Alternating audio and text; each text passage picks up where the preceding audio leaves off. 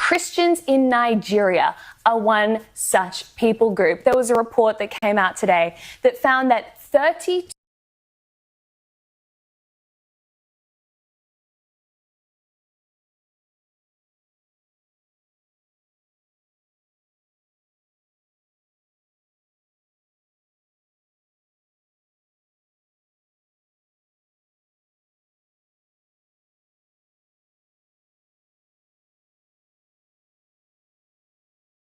Christians in Nigeria are one such people group. There was a report that came out today that found that 32 Christians in Nigeria are killed every single day. 7,800 have been abducted since 2009, and 185,000 Nigerians have been killed, 125,000 Christians, and 60,000 liberal Muslims. There are 22 jihadist groups. I didn't realize this. I thought there were Boko Haram. I thought there were a few Islamic extremist groups operating in Nigeria, but 22, and they're systematically going around terrorizing Christians. It's been called a silent genocide because nobody cares, and if there are no Jews, then there's no news, and that's just the reality of how Western media often operates. And so because it's black on black violence, because it's black terrorists killing black Christians, the media is completely silent about this. And it's not just happening in Nigeria, in Mozambique, in the Congo, in Tanzania, lots of countries in Africa, you have radical jihadist groups that are killing and persecuting Christians. So Albanese, if you really cared about innocent human life, you would be taking a strong stance against radical Islamic jihadism, and that is the common thread that links Hamas, that links the groups terrorizing the Christians. People think, oh, well, you know, this is just Hamas, it's only going to affect Israel. No, radical Islam will affect all of us. It already is. So it's time we actually stand up for Christians around the world as well. Well, the problem with what's happening in Africa, I think, Freya, is that the perpetrators are followers of Islam and the victims are Christians. And that upsets the whole leftist narrative of the oppressed and the oppressor, because according to that narrative, Christians are the oppressors and Muslims typically are the oppressed. But of course, in Africa, those roles are reversed. And so the left don't want to know anything about it because it goes against the narrative. The other thing is that defending Christians for the secular left would risk endorsing views that they believe are antiquated and are oppressive. Sanctity of life, chastity, things like hierarchical social norms. And so they don't want to give moral credibility to ideas that they are repulsed by, and therefore don't want to draw attention to. But the only hypocrisy in that is that you can't then endorse radical Islam because it is like, you know, if you want to talk about being backwards, that's about as backwards as you can get. But of course the issue... And yet they do. Of course, and the issue has always been that they are willing to do that because they think it will help in their ultimate goal, which is the destruction of the West, or to pull apart the cultural touchstones of the West, right? The enemy of my enemy is my friend. Correct, correct. And that's why things like this don't rate as a you know, worldwide media issue, because fundamentally what people are looking for to drive these issues as a global agenda is something that can be linked to the West so that you can then somehow point it back to the West and say, you naughty West. So when you've got black people killing each other in Africa, it doesn't really serve their ends. I mean, you know, they're not actually concerned about the slaughter. And I'm not saying all people who've raised an issue about Palestine are not concerned about slaughter of innocent life, but I'm saying a lot of people who use these conflicts and these issues do so to push an anti-Western barrow. And so they're not interested in what's going on in Africa. I mean, even arguably, you want to talk about wars that we have an interest in, the West has an interest in, Russia and Ukraine. I mean, the resources and money that the Western world has spent on the defence of Ukraine. And does anyone talk anymore about the fact that 1 million odd people have been slaughtered in that war? I mean, you know, it's just certain conflicts and certain issues seem to come to the fore sometimes, and we just forget about the rest of it. People are being killed, genocided every day across the world, and it never rates.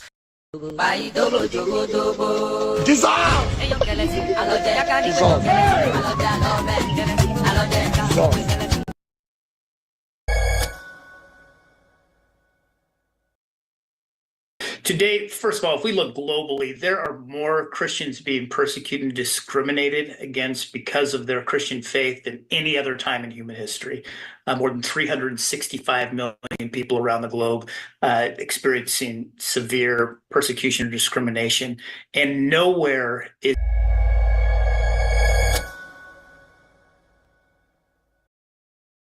Today, first of all, if we look globally, there are more Christians being persecuted and discriminated against because of their Christian faith than any other time in human history.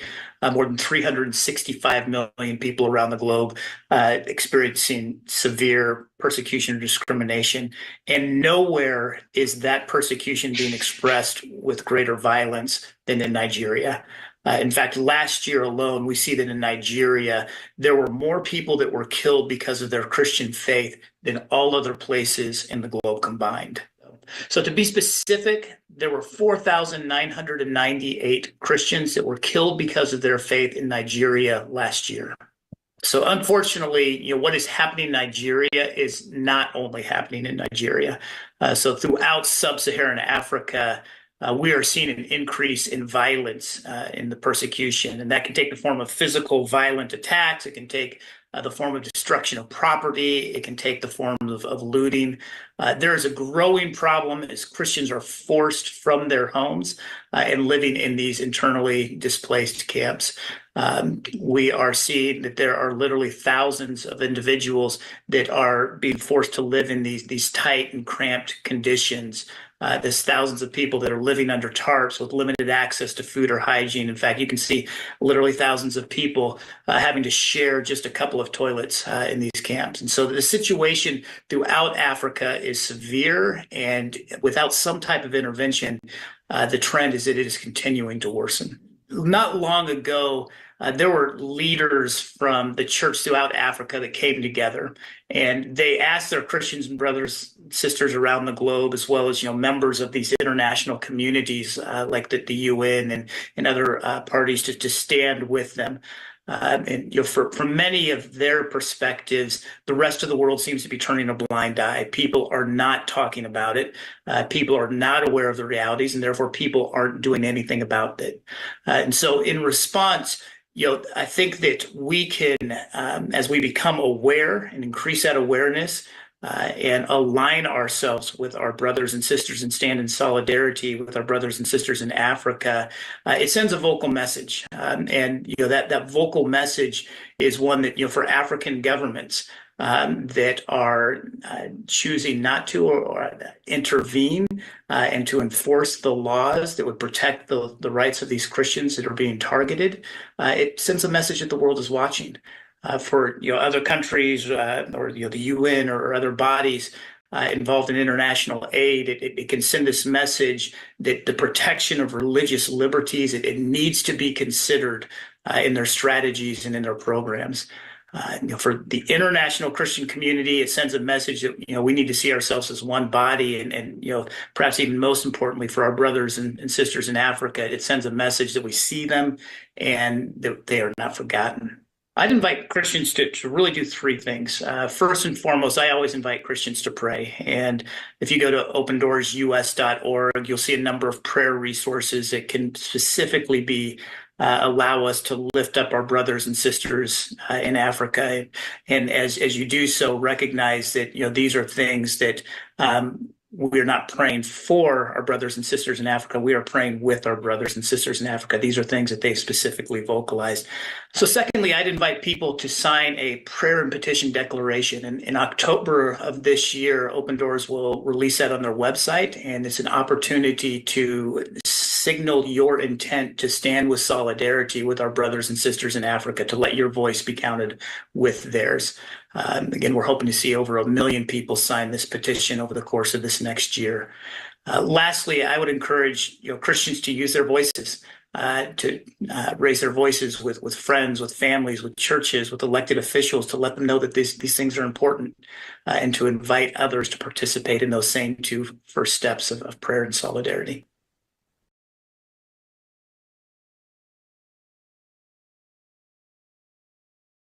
Christians in Nigeria are one such people group. There was a report that came out today that found that 32 Christians in Nigeria are killed every single day. 7,800 have been abducted since 2009, and 185,000 Nigerians have been killed, 125,000 Christians, and 60,000 liberal Muslims. There are 22 jihadist groups. I didn't realize this. I thought there were Boko Haram. I thought there were a few Islamic extremist groups operating in Nigeria, but 22, and they're systematically going around terrorizing Christians. It's been called a silent genocide because nobody cares, and if there are no Jews, then there's no news, and that's just the reality of how Western media often operates. And so because it's black on black violence, because it's black terrorists killing black Christians, the media is completely silent about this.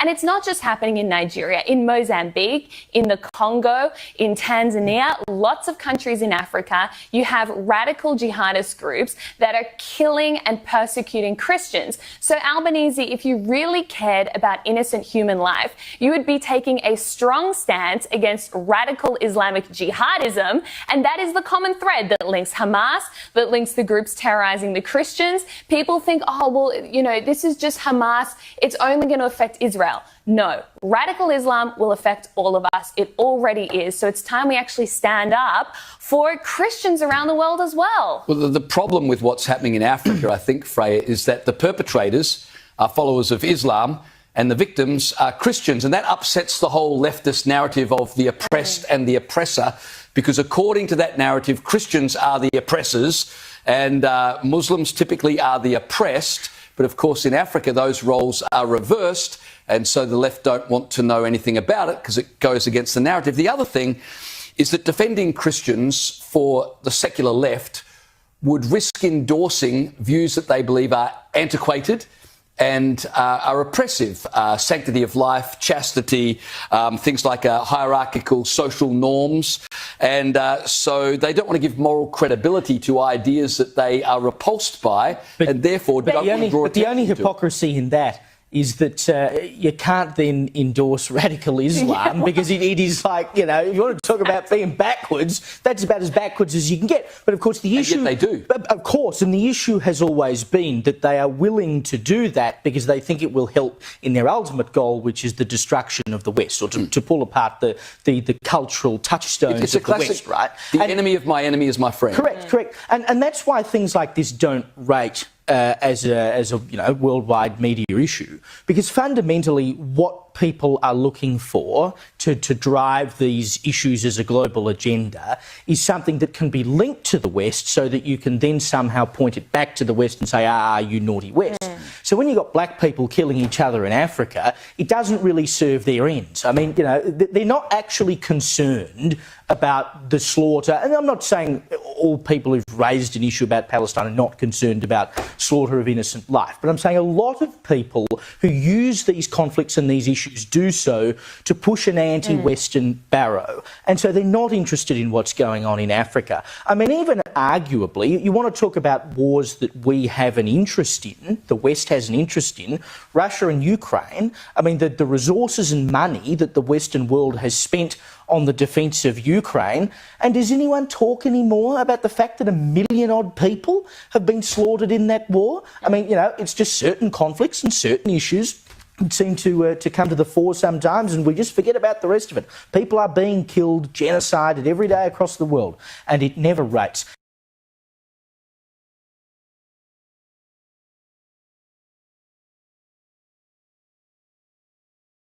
As very foolishly and stupidly will support them because they want Tinubu as the president. And you are all dying every blessed day. You are all dying every day. Had you people risen up to say that what is happening in Nigeria is bad, there is no way that Fashoranti's daughter will not be alive today. That is the price you pay for duplicity. That is the price you pay for treachery. That is the price you will continue to pay until you rise up and say, enough is enough. It is up to you to do it. You did it during NSAS. You can do it again. Can you imagine Fulani people telling you, if you remove Fulanis from Yoruba forest, Imagine Fulani telling you, if you remove them from your ancestral lands, there will be war, and you are panicking. And you have not asked yourself, why are they not saying the same thing about the East? Why did they not say to Eastern Security Network? Why did they not say to me, if you don't stop evacuating Fulani terrorists from the forest, there will be war? Because they know, they understand psychologically that you don't have what it takes to resist them. Do you know why Borno State is still alive? Why you still have the Kanu people in Borno today? Was because they resisted the Fulani centuries ago. You have to go back to history to understand how Nigeria came into existence. Fulani has been expanding from day one, from Senegambia.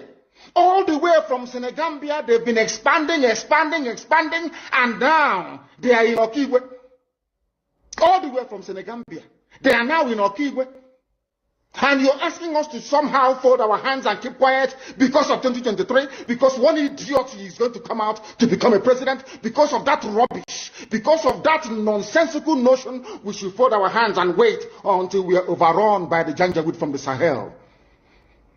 Is that how reasonable people think? Is that how people that wish to survive as a race, is that how they reason? It is very, very shocking that some of you do not understand what the Fulanis have in store for you.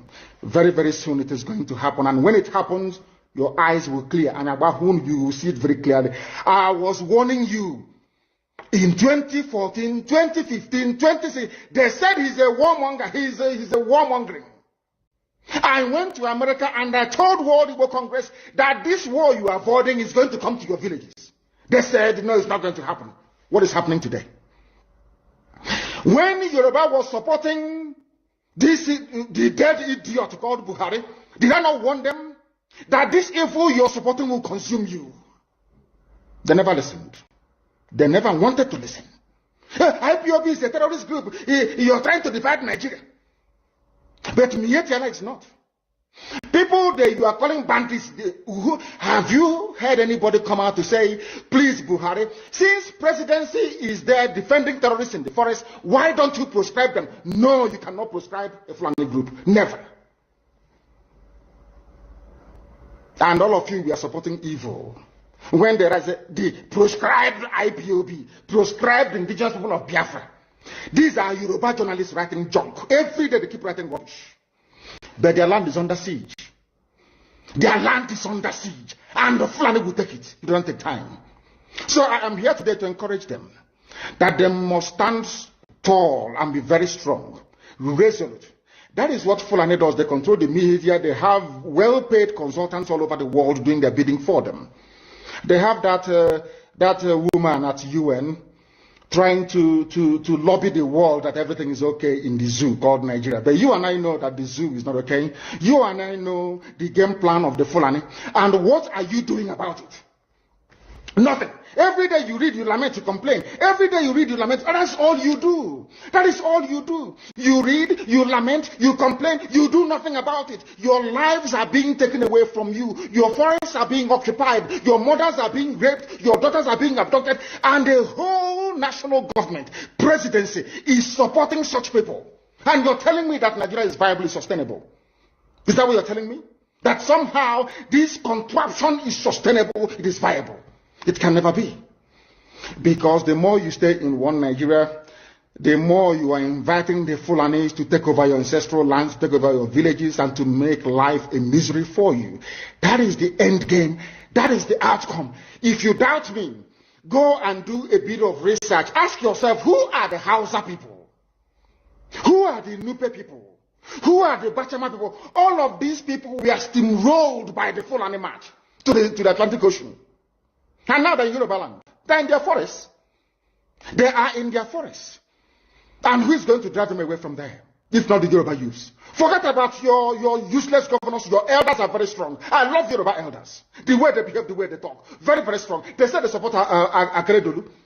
This is the governor of Ondo State. They support him in what he's doing. People must come out to say that enough is enough. When you travel to the north, do you live in the forest in the north? The Igbo people are in 9GERIA in Kanu. Are they living of course, it's house land? Are they living in the forest?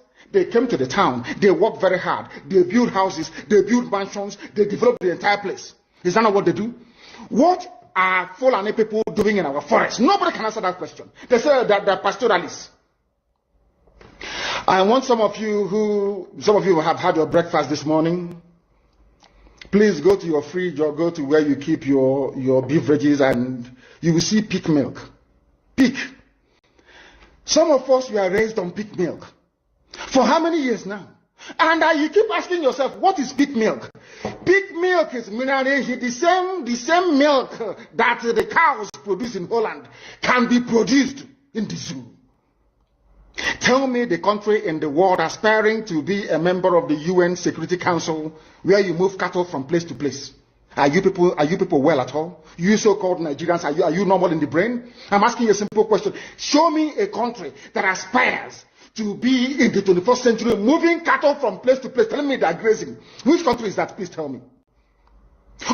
All of you don't have any shame. When you have people, an entire presidency coming out to defend a very primitive, archaic agricultural practice, then you know you embrace this mess. You are in one almighty trouble, I'm telling you. You people are in a mess. The Holland that you get your pig milk from, do they move cattle from Rotterdam to Amsterdam? I'm asking you a simple question. But they produce the pig milk that you're drinking every blessed day. Why can't Fulani produce pig milk in Sokoto? Why can't they produce carnation milk in Kanu? They have the cattle. Before the white man came, did you see any Fulani in your forest? All these people talking rubbish about movement of cattle and movement of... I'm asking you, before Britain came and handed over Nigeria to Fulani, ask your grandfathers, please, or your grandmothers. Ask them. All this nonsense we are hearing today in this so-called one, I want to tell you the dangers of one Nigeria. All this nonsense you're hearing today about one Nigeria, Fulani in our forest, Fulani in our village. Before the white man came, did you see Fulani moving their cattle all over the place? Did we not have meat to eat? They will answer these questions for you. Because sometimes in Africa we don't reason very well. The way we reason is disjointed. It is disjointed.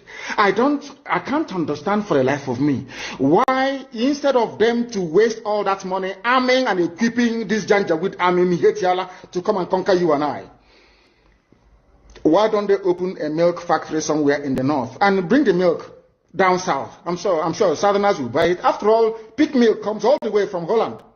Pig milk all the way from Holland. Now you understand it. Because of the way you people reason. Why can't you produce? Is it difficult to produce milk? The same milk that comes out naturally from the udder of the cow. Why can't you can it somewhere, pasteurize it, and send it to people to eat, to drink, or to do whatever with? All over the world, that is what is happening. In fact, they produce so much milk in Europe that they pour it away. Why can't you do the same thing? A whole president claiming they are in the 21st century are supporting a very primitive practice of moving cattle from place to... All of you, you're not ashamed of yourselves. You have no shame. As somebody will say, your shame is shaming me. I'm telling you, you people from the zoo, I'm ashamed of your ignorance and stupidity. You people are hopeless, completely hopeless. One day I want idiot to come and say, we are intellectuals. And you're moving cattle from Kafanchan to Ahoda. You are intellectuals. You are intellectualizing. You are in the 21st century. You are moving cattle, driving cattle, Nama, from over 300 miles. Claiming Yoruba forest is a place for you to be in. You want to relax. Yoruba forest is every Nigerian is free to live anywhere and do their business anywhere. Yes. But when an Igbo man tries to sell beer in Kanu, you destroy it. You destroy their businesses, you destroy their hotels, but you can come down to the south and live anywhere you like and grace anywhere you like. And you're telling me that is a country, that is one Nigeria for you? The Fulanis we are talking, they call them the Funam movement. Our attention has been drawn to a decree credited to one Rotimi Akeredolu, asking Fulani people who have occupied some forests in Ondo State to quit. We are also aware of another incident in Oyo State where an illiterate political talk gave quit notice to Fulani people to leave their territories, which are now their irreversible homes. Are you listening? Fulani are now saying that Yoruba forest is now their irreversible homes. They have now occupied Yoruba land in perpetuity. And I want to let my Yoruba friends understand this.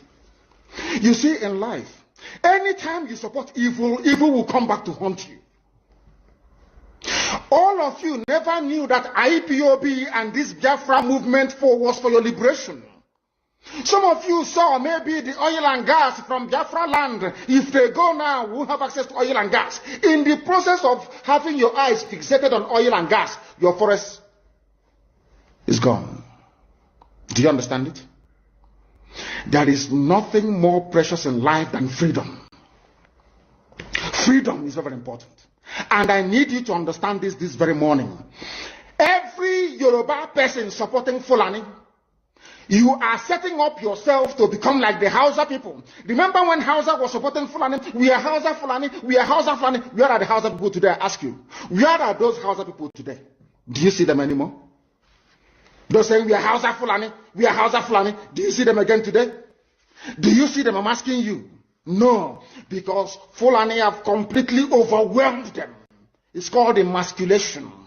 Completely emasculated them. Look at what they're doing in the East.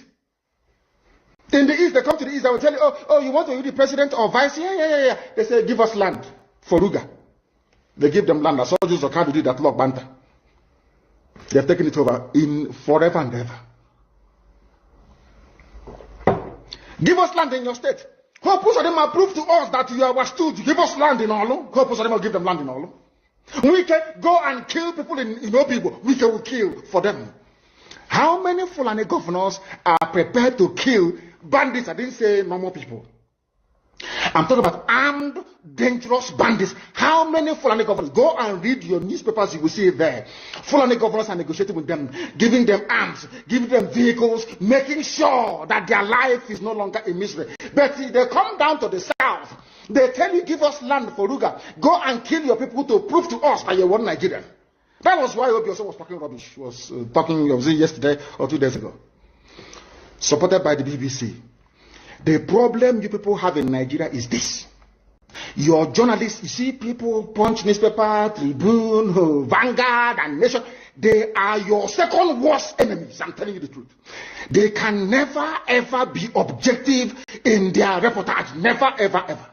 That's why all of you are suffering. But you don't know it. They were the same people used to scuttle the NSAS protest. Of course, some of you went about looking for Indomie in warehouses. Typical black people.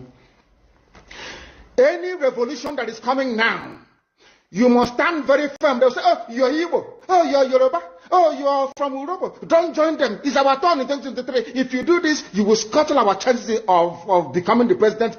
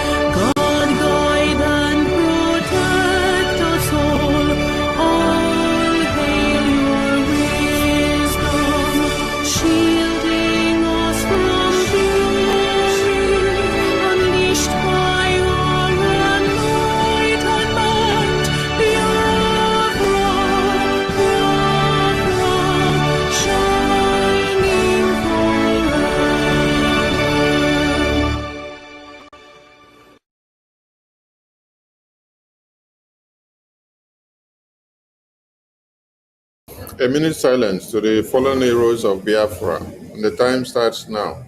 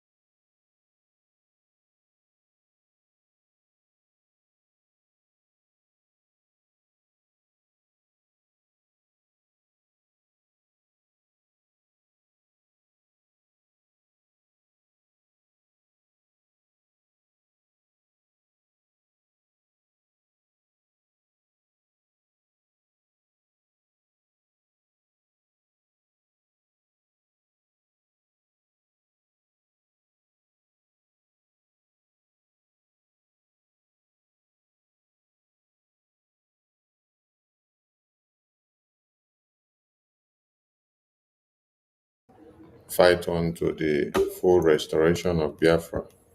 Ise, Ise, Ise.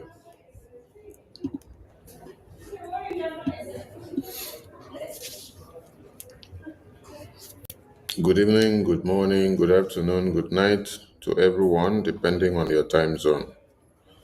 And I bring you warm greetings. Today,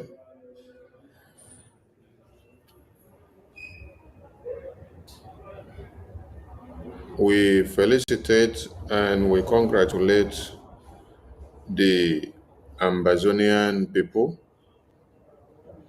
Our allegiances with the Ambazonians are unbroken. They face the same terrorists that we face, and they are fighting for the same freedom of independence that we fight. We share many things in common with the Ambazonians. They are our brothers and sisters who were annexed to the Cameroonian region by the Nigerian terrorist government.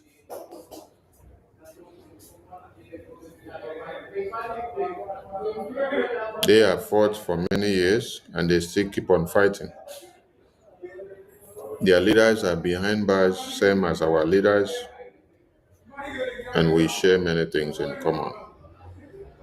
So Biafran people celebrate with the Ambazonian people because 1st October is their day of declaration of independence, the Ambazonian Declaration Day of Independence.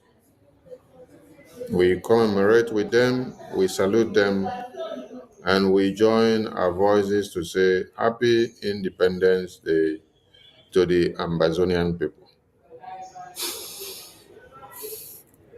We salute our leaders that have lived before us, who are behind bars, still fighting for this freedom. We salute our heroes that are fighting in the battlefield. We salute all Biafrans who are fighting every day with their money, their intellect, and everything they have in them. We salute all Biafrans globally, those that recognize the reason why Biafra must be restored, those that recognize the good work and template of BRGIE, those that recognize the sacrifices that our leaders have made for us to have a home where the jihadist terrorists have not taken over. Our Supreme Leader, we salute you. Our eternal leader, our former President of Biafra, our Prime Minister, we salute you. Wazirike, we salute you as well for your sacrifice. We salute our APM. We salute his entire cabinet. We salute the de facto government in the homeland. We salute our BDF, who are fighting side by side with the Biafra Republic government in exile to see that Biafra de facto government in the homeland is fully taken care of and the terrorists are not taking them out.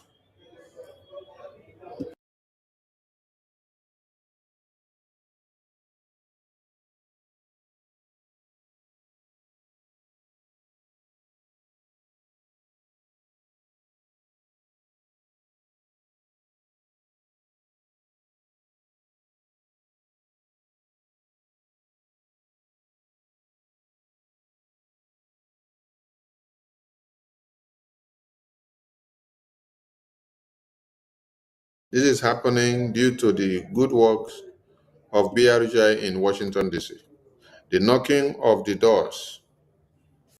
I want all of you to remember when Mr. Don, the think tank man that was speaking from America in the Biafra Convention in Finland, he said that the Biafran people have to table Biafra to the US congressmen and women by looking at what is actually taking the attention of people. That the Christian genocide is a bedrock for us to climb on.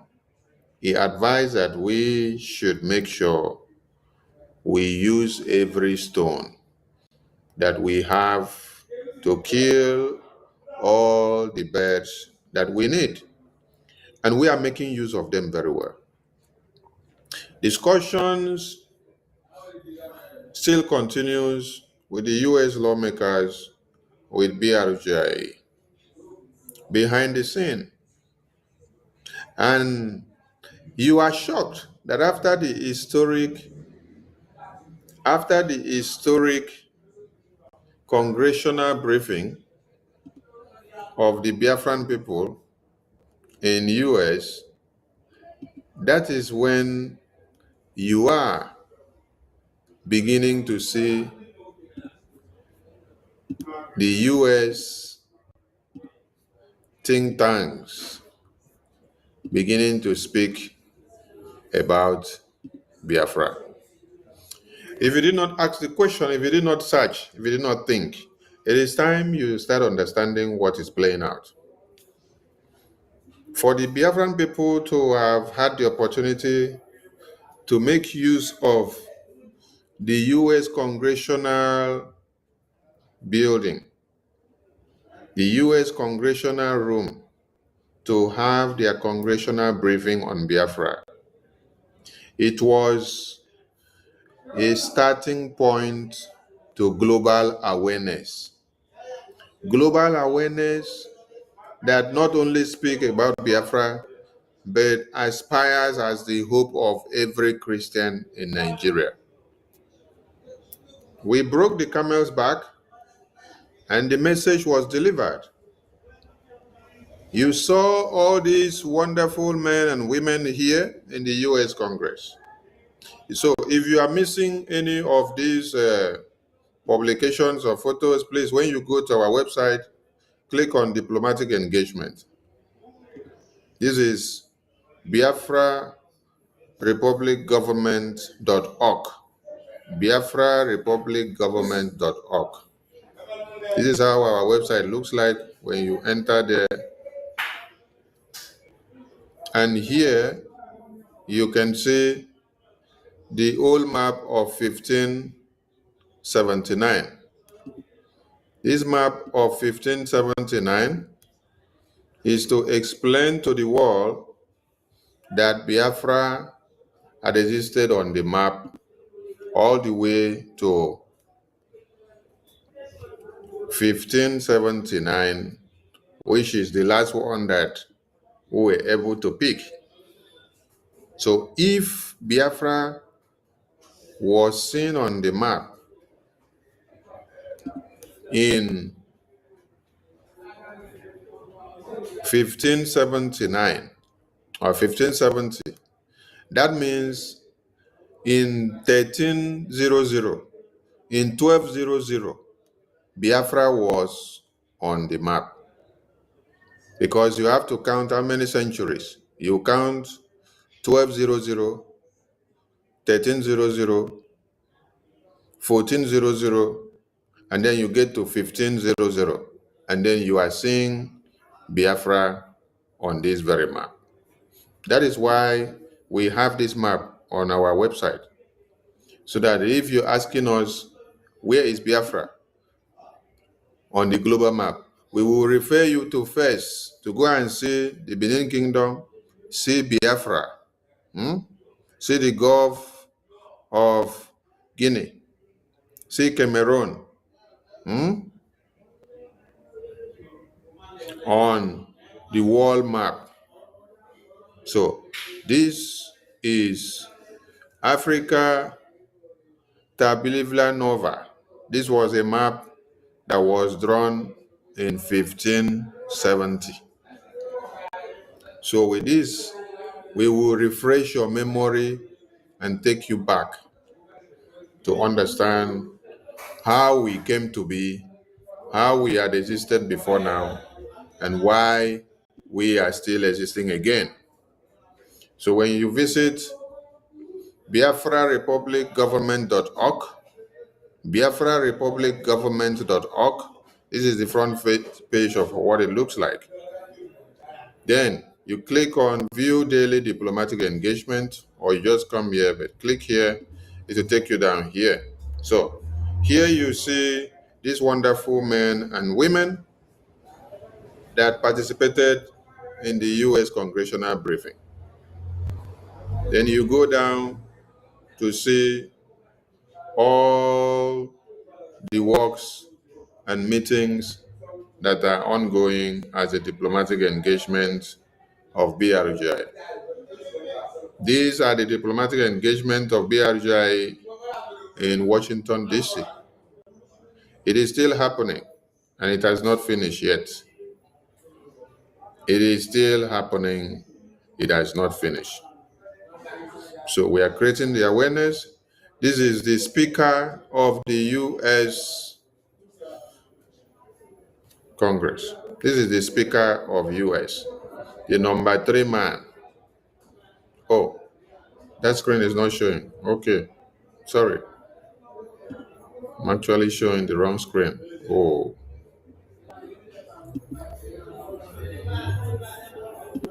Okay, sorry. All right. Then you scroll down, you see these wonderful men and women. You come down here, you start seeing the diplomatic engagement. If you click here, it will open to you, it will take you to the explosive testimony that was submitted by BRGIE to the US Congress, which we call on the sanction on Nigeria and Finland, which we also tell them about the Christian genocide that is happening in Nigeria. So if you just click this post you see here in this website, it will take you to the US congressional testimony where you can read. It's about how many pages? 8 pages of the congressional testimony. So if you just click this inside this website, it will take you there. Then here you come down and then you continue to see, this is Ted Cruz, Senator Ted Cruz. You continue to see them, see APM having meeting with all these wonderful men in America.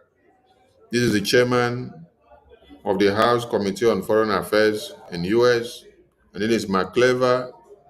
These are all reps and senators of America. This is our wonderful Michael Rubin, who is doing the great job of putting Biafra on the paper. And this is our US congressional briefing that just concluded in Washington, D.C. Here you see all the lawmakers of America that we are meeting on our diplomatic engagement. Please, you really need to visit this website so that you can feed yourself on a daily basis. This is the current Speaker of America, the number 3 man in America. This is the Speaker, Mike Johnson. So, we started the discussion with the US lawmakers since September 2024, and we are still moving in. We are still going. This is Smith, we are still going.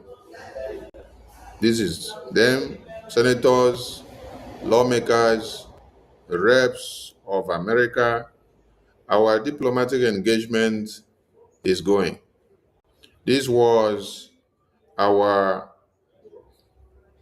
presidential inauguration of Donald Trump, which BRGIE was officially invited and attended. This is our Moran Global Strategies lobbying team. We keep going, and you see, and you see, and you see. This is our attorney, Dabiri, doing a great job for the Biafran people, putting Biafra on the table. And you are seeing more, and you will see more. This is our Swagalicious APM doing the work in the US-CONGRESSIONAL unit. This is Ted Cruz again, Senator Ted Cruz, pressing Nigerian neck, pressing Nigerian neck to make sure they let Biafra go. And this is the testimony of the court jurisdiction in Kenya, exonerating Nnamdi Kanu's kidnap, letting the world to know that Nigerian government and Kenyan government committed crime by joining their hands together to kidnap Nnamdi Kanu. Today, Nigeria are telling you, the Nigerian court are telling you that they don't have evidence of Nnamdi Kanu being extraordinary rendition. Do you see this document on the screen? Okay. So when you go to the BRGIE website, you will see all this. This jurisdiction was passed on what date? When you check very well, you will see all the detailed information that you need here. So, Nigerian terrorist government, they know what they are looking for and what they are doing.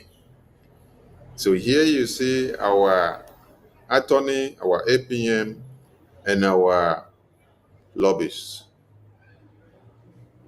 Here you see the Minister of Foreign Affairs, our APM on the diplomatic engagement.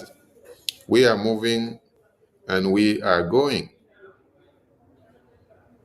The talk with US government, when you press here, it will take you down to read the official memo in the US government's Department of Justice website. If you click this link here, BRGIE in talks with the US government over deal and makes offer public. If you just click this photo, it will take you to the document for you to read officially. The document that was submitted and it is embedded in the US Department of Justice of America. So everything that BRGIE are doing, they are being and well documented in the US Department of Justice. So if you haven't visited the website, please go and visit the website. This is our Dr. Sho Ayaba, the leader of the Ambazonia. So we are moving with speed. I took time to open here so that all of you can just refresh your memory and to see and understand what is happening. It is through all these engagements that are happening that you now see that American think tank groups, American media houses are now reporting about the genocidal war in Nigeria. It is Biafra government in exile that is pressing the button. Do not wait to hear that they are calling Biafra. No. The Biafran people are the massacred Christians. The Biafran people are the Christians that are being massacred there. So, don't wait to hear Biafra. The time that you will hear Biafra openly, directly from their mouth is coming. And for now, we are using the Christian massacres to enter them, to open the wounds, and to make everybody understand what is happening. You are the Christians that are in Nigeria that have been massacred. You are the one that is fighting back. The terrorists are the ones massacring and maiming you, outnumbering and reducing you in numbers. So today, we come back again to ask the very big question. They say Nigeria is at what? 65 years. Is it 65 years of progress, or it is 65 years of pains and penury? Is it 65 years of starvation, or it is 65 years of development? Is it 65 years of massacre, or is it 65 years of exploration? Is it 65 years of exploitation? Is it 65 years of good governance? Is it 65 years of bloodletting, or is it 65 years of a STEM and resistive defense and military force that crushes every terrorist that raises their head against their indigenous people? The reverse of what you expected is what the Zoological Republic of Animal Kingdom has become. It is a den where babies, women, and children are being slaughtered on a daily basis. It is a den where Nnamdi Kanu, a man that committed no crime, was kidnapped by this government that are calling themselves Nigeria at 65. So it is Nigeria at 65 as international kidnapper. That is the best word to explain and to describe Nigeria at 65. Nigeria at 65 is international kidnapper, because Nigeria at 65, they went to Kenya to kidnap Nnamdi Kanu. Nigeria at 65, they deploy all armored tankers to come to Biafra land to kill and to crush and to slaughter Biafran people on a daily basis. Why? Because of Biafra independence. Nigeria at 65, all they do is to do what? Destroy the Biafran people's lives.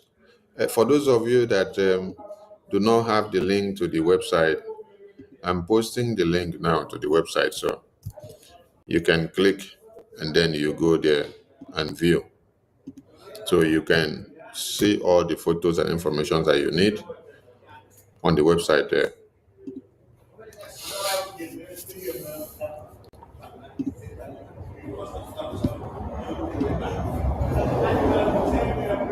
So it is Nigeria at 65, Nigeria as an international kidnapper. But the question comes back to the Igbo terrorists, criminal politicians. I played a video where Nnamdi Kanu was talking. And Nnamdi Kanu even commended the Yoruba elders. Yes, he commended the Yoruba elders and their elite. He said the Yoruba elders, they don't allow their own to be betrayed. They don't allow their own to be picked up by a vulture.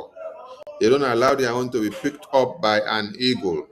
That they all come together, they surround and shield and give a protection to their children.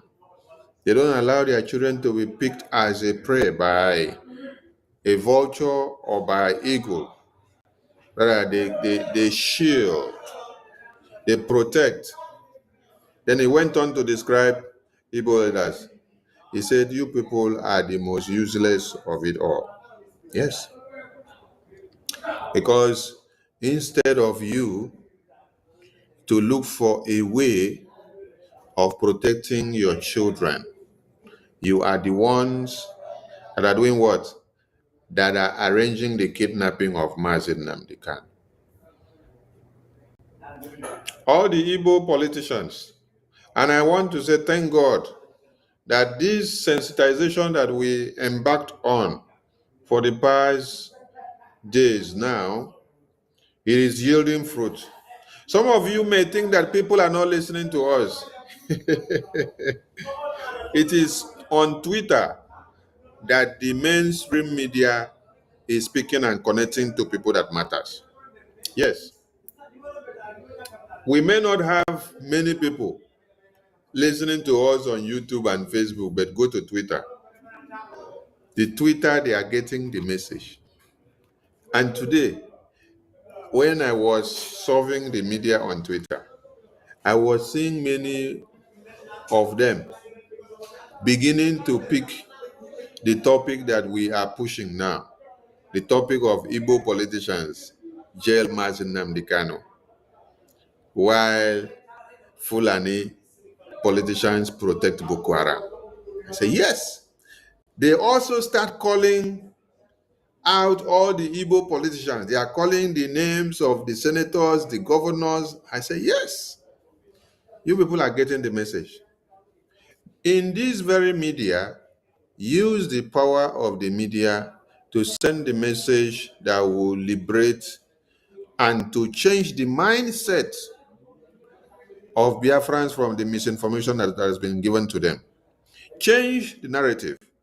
We did not have the media in 66 to 70s, but we are privileged to have the media in our own dispensation.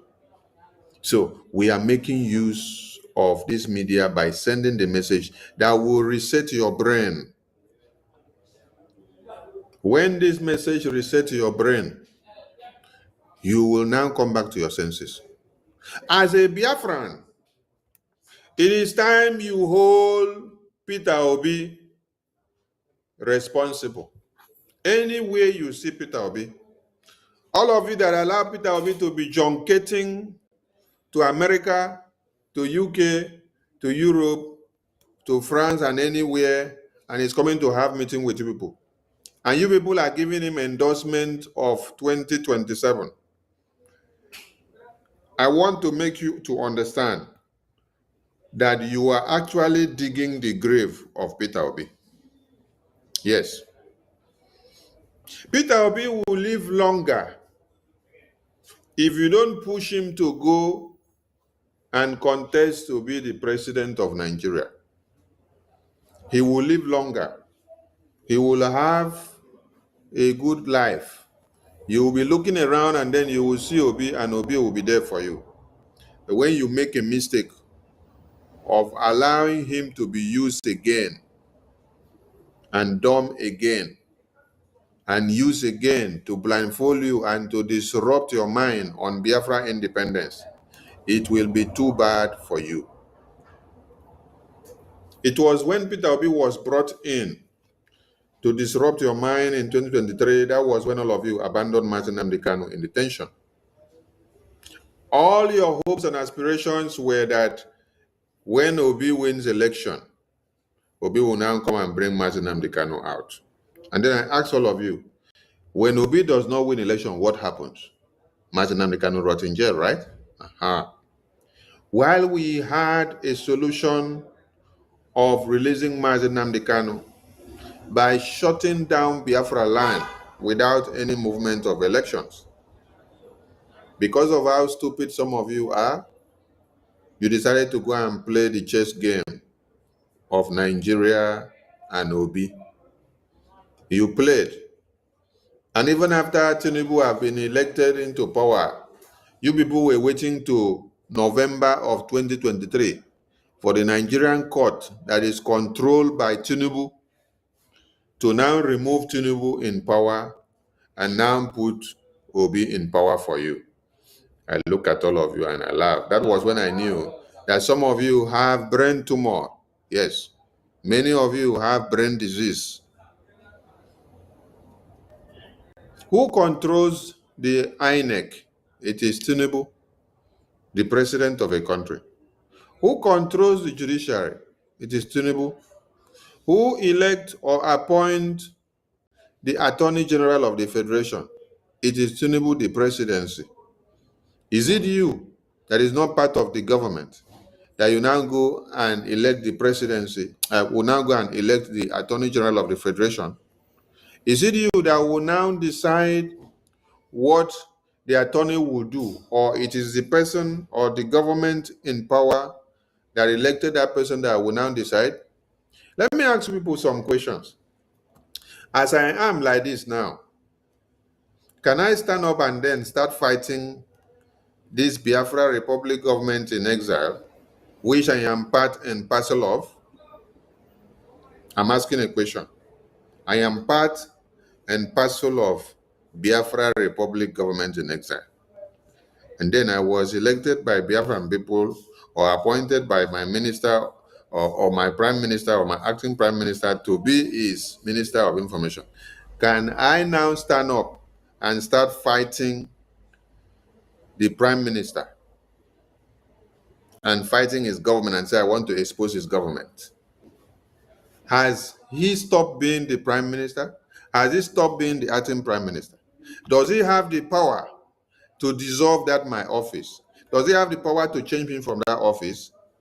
He has the power because I am under him, right? So if I do anyhow, I will be taken out of that office. And when I am taken out of that office, anything I say is what? Irrelevant.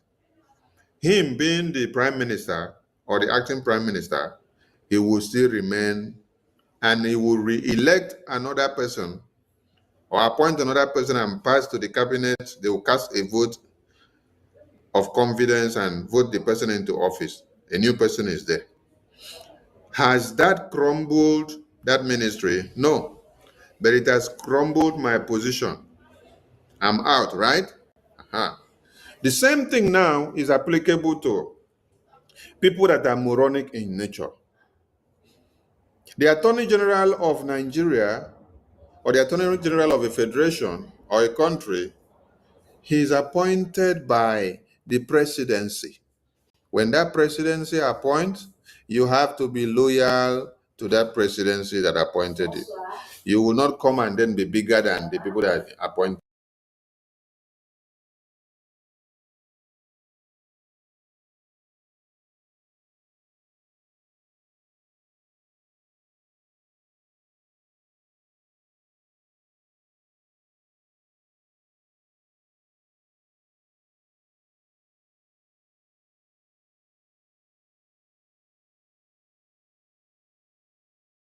Succeed in corrupting the minds of Nigerian youths and turning them against the government of Nigeria.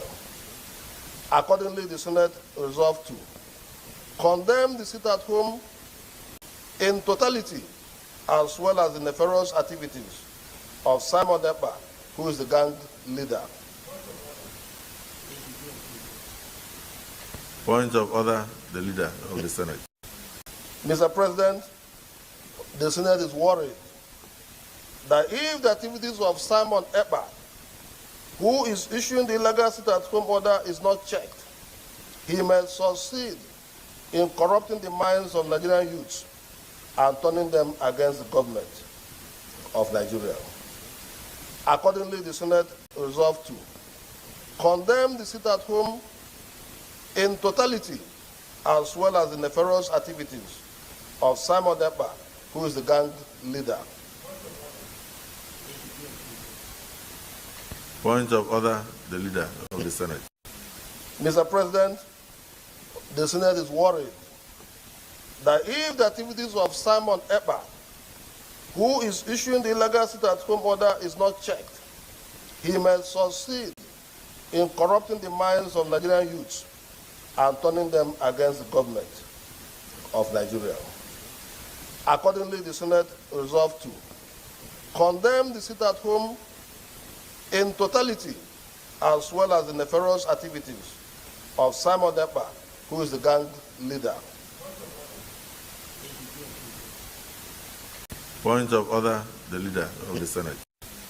Mr. President, the Senate is worried that if the activities of Simon Ekpa, who is issuing the illegal sit-at-home order, is not checked, he may succeed in corrupting the minds of Nigerian youths and turning them against the government of Nigeria. Accordingly, the Senate resolved to condemn the sit-at-home in totality, as well as the nefarious activities of Simon Ekpa, who is the gang leader. Point of order, the leader of the Senate. Mr. President, the Senate is worried that if the activities of Simon Ekpa, who is issuing the illegal sit-at-home order, is not checked, he may succeed in corrupting the minds of Nigerian youths and turning them against the government of Nigeria. Accordingly, the Senate resolved to condemn the sit-at-home in totality, as well as the nefarious activities of Simon Ekpa, who is the gang leader.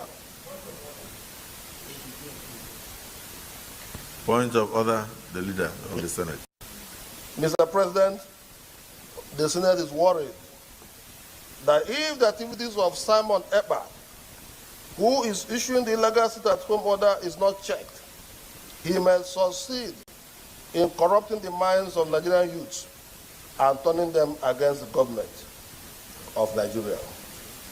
Accordingly, the Senate resolved to condemn the sit-at-home in totality, as well as the nefarious activities of Simon Ekpa, who is the gang leader. Point of order. Simon is the only problem and Biafra is the only problem people have.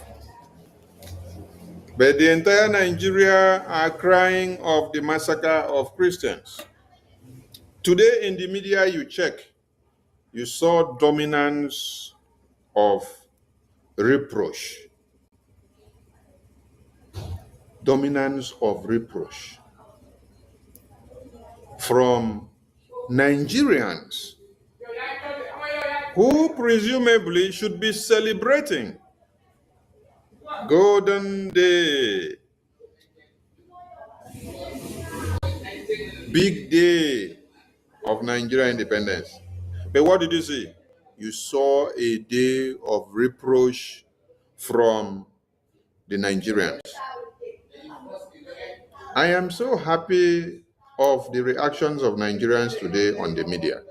They have really shown that the massacre of Christians that the Biafran people have carried on their head for years, and they have called them names. It's because of us carrying the massacre of Christians on our head that have made Nnamdi Kanu to be kidnapped and our Prime Minister imprisoned. And many Biafrans forcefully disappeared in Biafra land, kidnapped, tortured, imprisoned and jailed, and then they threw away the key. Some have been disappeared and we don't even know their whereabouts again. Some of them were poured acid while their hands were tied to the back in Biafra land. Who did it? It is our own governors that are working for the interests of the Nigerian terrorist government. We have suffered a lot because of speaking for the massacre or against the massacre of Christians. And we still continue to bear the brunt because our leaders are behind bars as we speak. That is why you can see a senator that is of our own extract standing boldly to tell Nigeria that they should come and kill us. But this same senator cannot open his mouth and say, Nigeria terrorist government, they should go after the real terrorists that are in the far north and middle belt and Yoruba land. Today, they have engulfed the Yoruba lands. And Nnamdi Kanu still reminded us something again. The leader of the Senate. Mr. President, the Senate is worried that if the activities of Simon Ekpa, who is issuing the illegal sit-at-home order, is not checked, he may succeed in corrupting the minds of Nigerian youths and turning them against the government. But if you check the message from this senator or Sita very well, you will see that he was right. Let us come back to the reality. Are Nigerians not aware of the reality of the Christian massacre today? This is why they kidnapped Nnamdi Kanu. This is why they imprison our Prime Minister Simon Ekpa. So if our Igbo politicians knew very well that the awareness that Biafran people are creating will open the eyes of the entire Nigerian people, and they will now get convinced and get to understand that Nigeria is a death trap. If Igbo politicians realize the intricacies and the importance of the message and the preaching that we are doing and the awareness we are doing every day, and then the Fulani terrorists did not wake up on the red chambers to protest that Biafran people should be stopped, that Biafran people should be kidnapped, that Biafran people should be imprisoned for creating the awareness ahead of time. But it's Igbo politician that is doing it.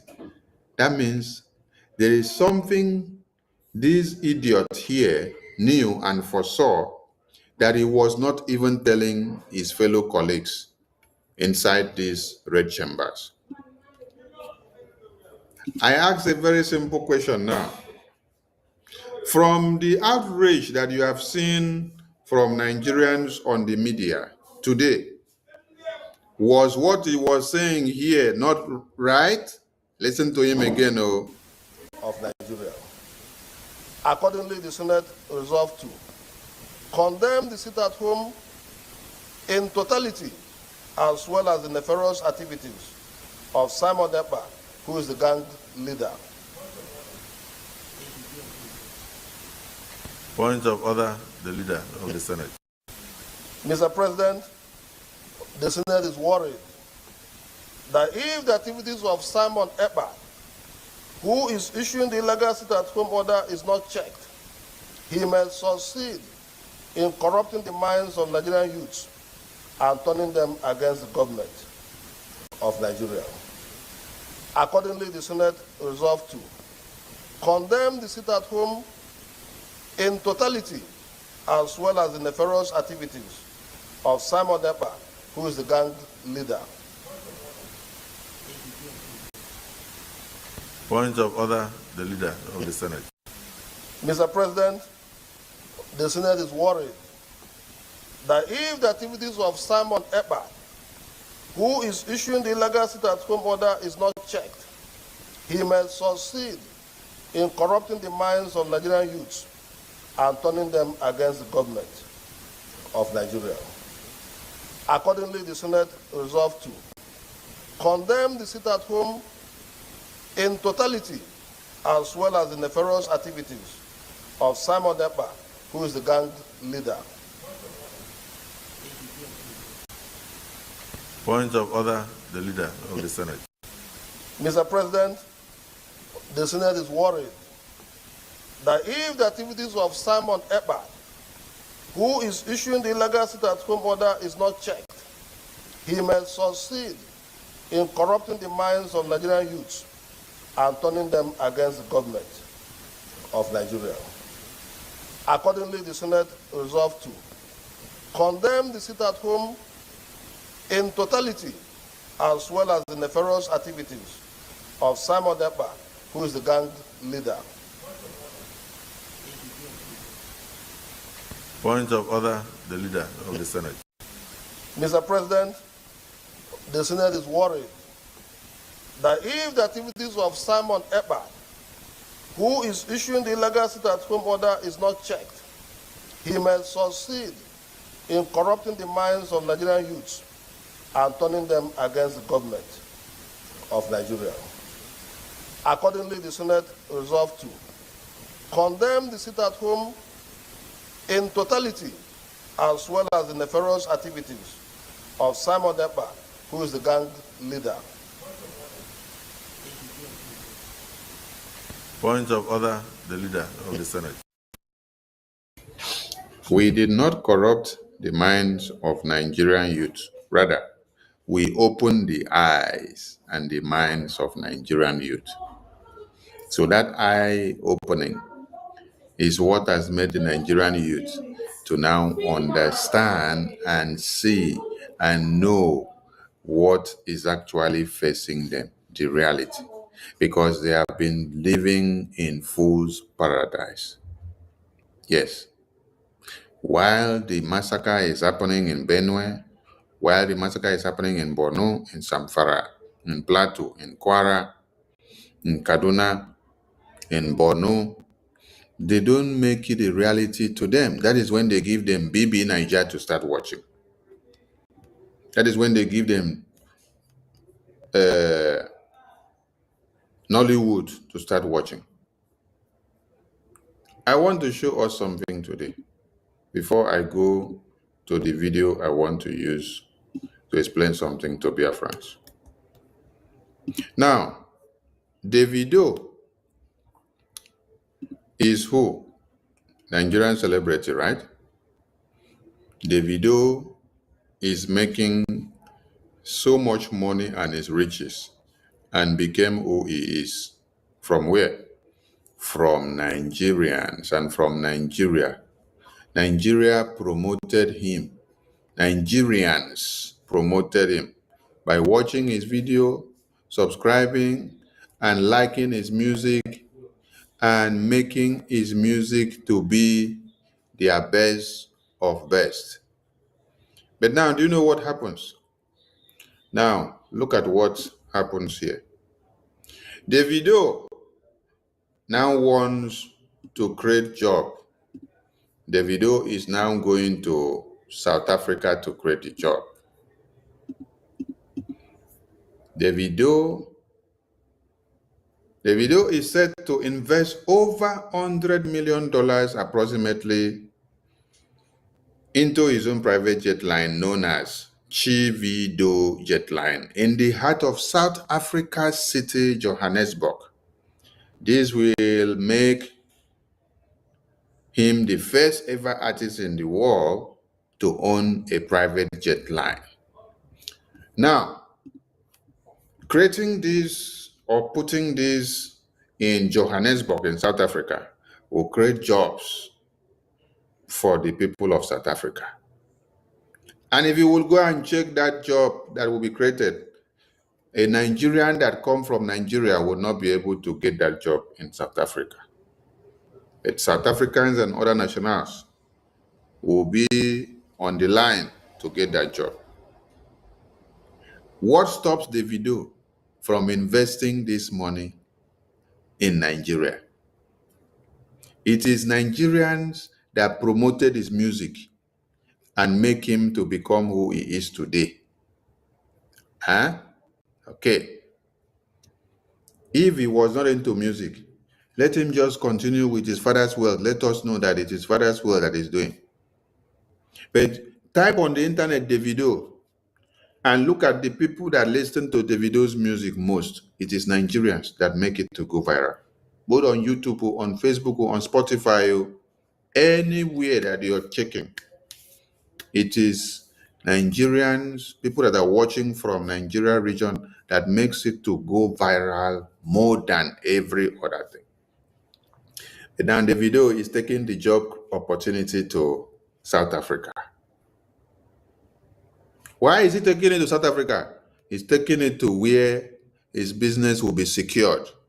He's taking it to where there is no jihadist terrorist that will destroy the business. He's taking it to where his business will not be ruined. He's taking it to where his mind will be stable and calm. He's taking it to where there is no insecurity. He's taking it to where he will be relaxed while enjoying his investment and while making his money. He's taking it to where everything will work out well. While you fools are singing Davido's music and clicking it and playing it every day. Oh my God. What will happen to you?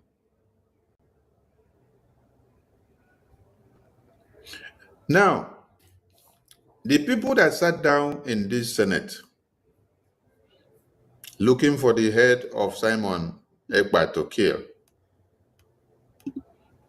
and looking for the head of Nnamdi Kanu and the head of General Gento to kill, all of them are Biafrans. The one that is talking, that is raising the motion, is a Biafran. The one that he is submitting the motion to and telling him, Mr. President, is also a Biafran. Now, do you now see how the Fulani terrorists, the Nigerian terrorist government, is using all of you to fight against Biafra? Akpabio is the Senate President of Nigeria, right? Akpabio got into office of the presidency of the Senate through criminality that he had. And for his sins to be forgiven, Akpabio had to be put in there. So that it becomes cover me, I cover you. We are corrupt too. Cover me, I cover you. He covers Tinubu, and Tinubu also covers him. Akpabio became the Senate President. Akpabio is who? A Biafran. He is the one seated as the Senate President. Now, you now see another Biafran standing up, reading the motion of how they have to destroy Biafra. This is Akpabio when he was crying. Akpabio was crying before and was calling on these politicians and asking them and say, what are the rules of these politicians in your state? How come you say you are the governor of Enugu, or the governor of Imo State, or the governor of Anambra, or the governor of Abia, and then you observe sit at home? You close your office, you go and sit at home. That means you are also observing the sit at home and obeying Biafra. Until he told them that they have to think outside the box. They have to start doing something different.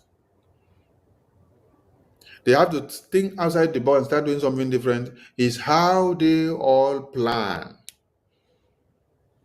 on the kidnap of Nnamdi Kanu and also on the imprisonment of Simon Ekpa, our Prime Minister. This is him when he was lamenting. So when you see Akpabio lamenting as the Senate President, a Biafra, you see this second one that is calling himself Senator Osita Isonaso. He is now the one submitting the cry that the Senate is worried. The entire Senate is worried. Their worry is that Biafra people, Simon Ekpa, Nnamdi Kanu, is opening the eyes of Nigerians to the reality of the massacre of Christians, which they have all covered, and they don't allow the international media to know what is happening. Now, how long has it been that BRGIE existed? BRGIE just existed in Washington, D.C., having meeting with Washington, D.C. lawmakers, not up to 2 years now. We started in September 2021. This is just 1 year. Just 1 year now that BRGIE started having meetings with the lawmakers of USA. We have started making these awareness that they were afraid of. These awareness that they were afraid of going into the US Congress. This awareness has gone into the US Congress, and the message is gaining result now. And it is not just Biafran people now that are now passing the message. The US congressmen and women are taking the message from our hand and helping us to push it down to the media. First is the media. You know, media get power. The media now start, you can see Fox News. Fox News is now talking about the massacre of the Christians. Washington Post is talking about it. A very big journalist was talking about it, Bill Miller. And then you saw Sky News talking about it. You saw Al Jazeera. CNN is shining. BBC, they are all catching in because they shame them now. This is what you heard this man say, Mr. Speaker, the Senate is worried that if they don't stop Biafra, they don't stop Simon Ekpa, they don't stop Nnamdi Kanu, if they don't stop BRGIE, we will succeed in doing what? Corrupting the Nigerian youth, their mind and brain with the truth.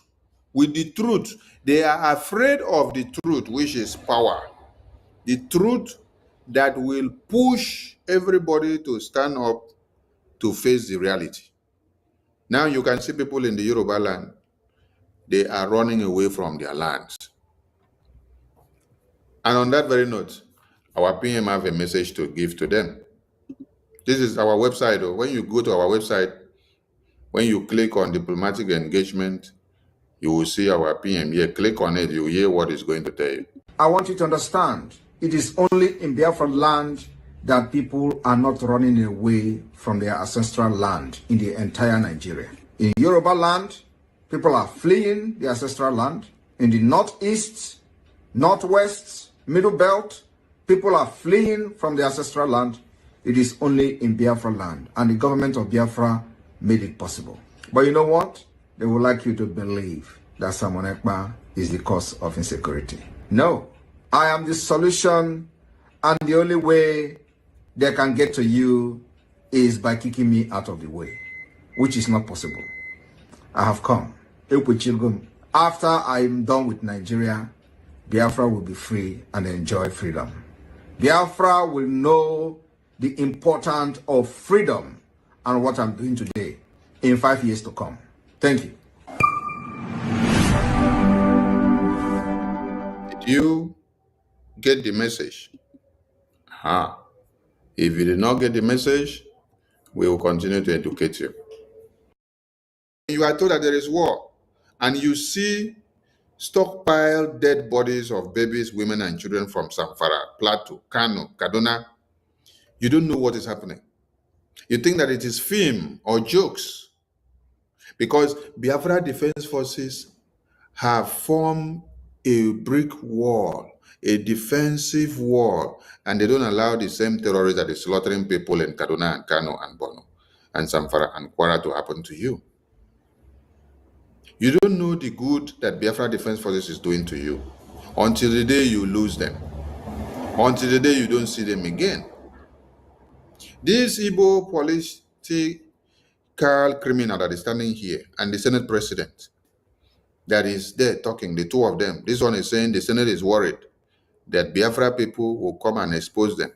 Then Akpabio is saying, yes, point of order, Mr. Speaker, continue to speak, because they are planning of how to quench Biafra. They don't know the usefulness of Biafra Defense Forces until we allow these terrorists to come and visit their families one after another.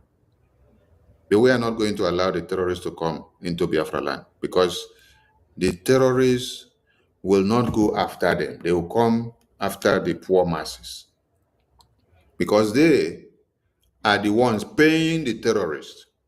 They will pay the terrorists. They will direct them on where to go, who to go and attack. The terrorists will spare their families, because they will give the terrorists money. They will send the terrorists to come and attack the poor masses and kill the poor masses, whereby using the blood of the poor masses to glorify their attack. The governor of the state himself obeys the sit at home on Monday, and then the civil servants that work in government house obey the sit at home, and government shut down on Mondays. It means the real governor of Southeast is Simon Ekpa, ruling the Southeast from Finland. This is how they got shocked and they decided to do something. So now that Nigeria is at 65 as an international kidnapper, and Mazi Nnamdi Kanu is rotting in jail, while the northern terrorists and governors are liaising together and are buying more weapons for them, paying them more money, giving them more food, sitting down with them to discuss and talk and have good chat. A reasonable Biafran senator and politician should not be standing up to call for the head of Simon Ekpa or the head of Mazi Nnamdi Kanu or the head of the Biafra Defense Forces. You shouldn't be calling for the head of Biafrans who are fighting to stop and protect the babies from being massacred and stop the annihilation of our babies, women, and children in the hands of the terrorists. What you should be doing should have been to look for modalities of even bringing all the Biafrans together and ask them, how do we defend ourselves? That is why Mazi Nnamdi Kanu in the video I played was commending the Yoruba elders for coming together, for putting their heads together on how to stop the terrorists. Yesterday, I put a publication on the screen where 130 groups of Yorubas, elders, they came down, their senators and ministers and traditional rulers, they are planning of how to combat the terrorists that have arisen in their lands, because they can't sit back to be watching their babies and children slaughtered and their women running away from their homelands in the midnight, where they wander in the midnight and they don't know whether they are going to run into the hands of another set of terrorists that are hiding somewhere.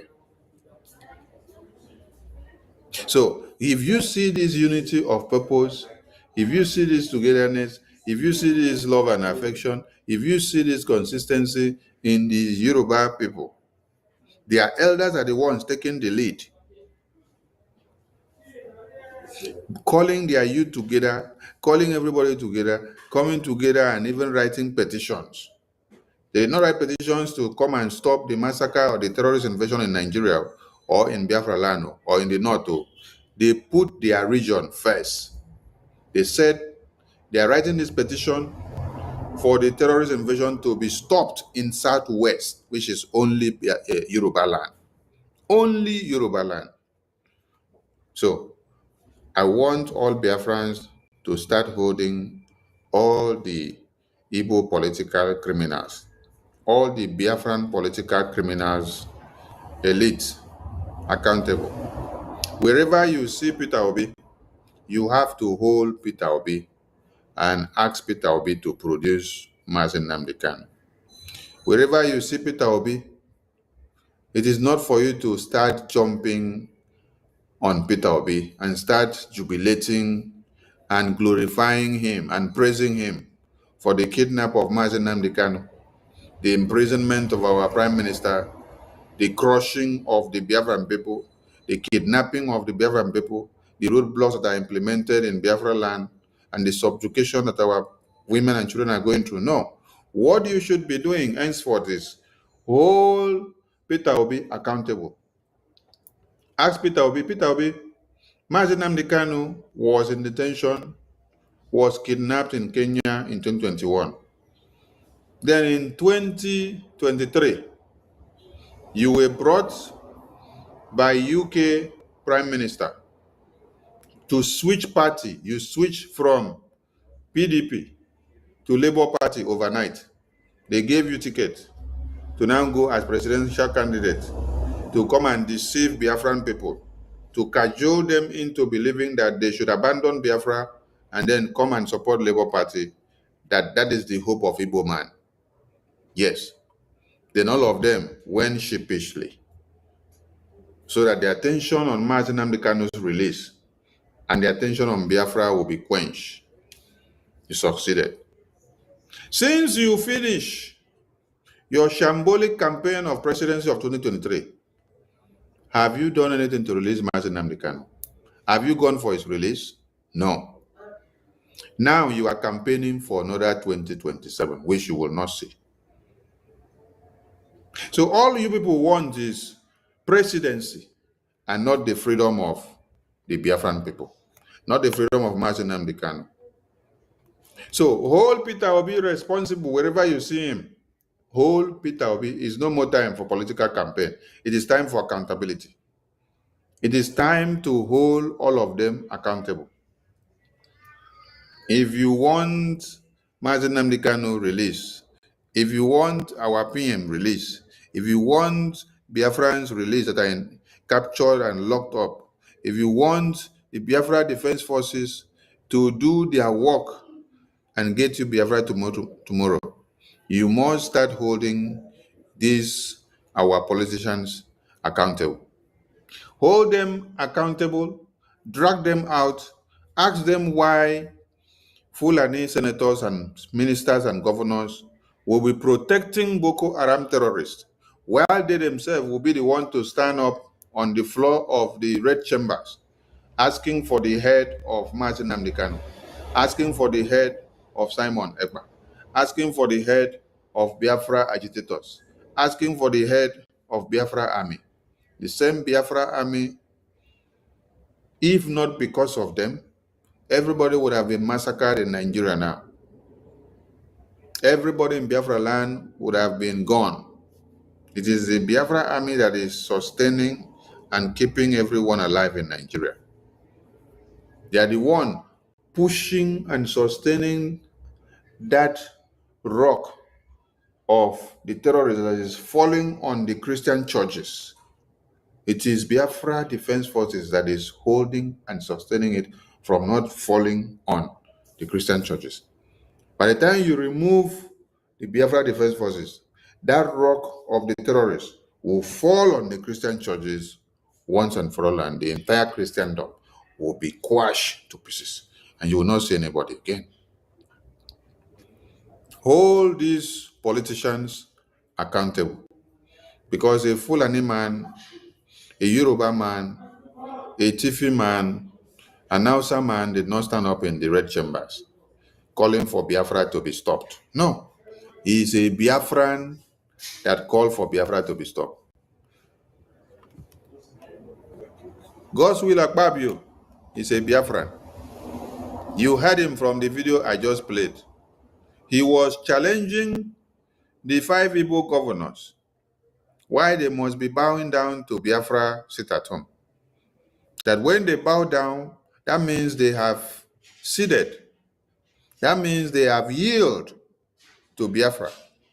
And he himself knows that he himself was also yielding, because as the Senate President of Nigeria, he dare not visit Biafra land on the day of sit at home. He observed that same sit at home. So he was also yielding to Biafra. But he was admonishing the governors to step up their game, that they are not doing much. That is very shameful that they happens to be the chief secretaries of their state, and then him cannot come from Abuja to Biafra land on a Monday because the governors are not doing their work. Because on those days, Biafra land is shut down. You dare not move to anywhere. You must hold all these senators, ministers, and governors accountable if you want to see our leaders released. Mr. President, the Senate is worried that if the activities of Simon Ekpa, who is issuing the illegal sit-at-home order, is not checked, he may succeed in corrupting the minds of Nigerian youths and turning them against the government of Nigeria. Accordingly, the Senate resolved to condemn the sit-at-home in totality, as well as the nefarious activities of Simon Ekpa, who is the gang leader. Point of order, the leader of the Senate. Mr. President, the Senate is worried that if the activities of Simon Ekpa, who is issuing the illegal sit-at-home order, is not checked, he may succeed in corrupting the minds of Nigerian youths and turning them against the government of Nigeria. Accordingly, the Senate resolved to condemn the sit-at-home in totality, as well as the nefarious activities of Simon Ekpa. If this is the kind of destruction and corruption of minds of the Nigerian youth that we have been doing and we have to do to save the lives of the Nigerian youth, then we will do more and more and more of it. Yes, because the campaign we have been doing is actually working. Yes, we have been able to open the minds of the Nigerian youth in another way that they are saying we are condemning. No, we are not condemning. We are not corrupting. We are actually opening their minds. We have opened their minds, and then they see the reality. And today of Nigeria at 65, they are actually exemplifying the reality. And the reality is playing out. You can see the outrage in the media after the role we have played in Washington, D.C. And then we now sit back and watch how it is going. So if this is the best way of corrupting the minds of Nigerian youth, by exposing and dragging them to the reality of the atrocities of Nigerian government and the terrorists over the massacre of babies, women, and children of the Christendoms, then we are going to do more, and we will take glory in doing more and more and more and more and more and more of it. While that is ongoing, we want the Biafran people to hold the terrorist politicians that we have in our lands accountable. This is Nnamdi Kanu crying out with pain because he is so disappointed in the senators, the governors, the politicians that we had expected to be doing the same thing that Gumi and the Fulani and the northern governors and senators are doing for the northern people.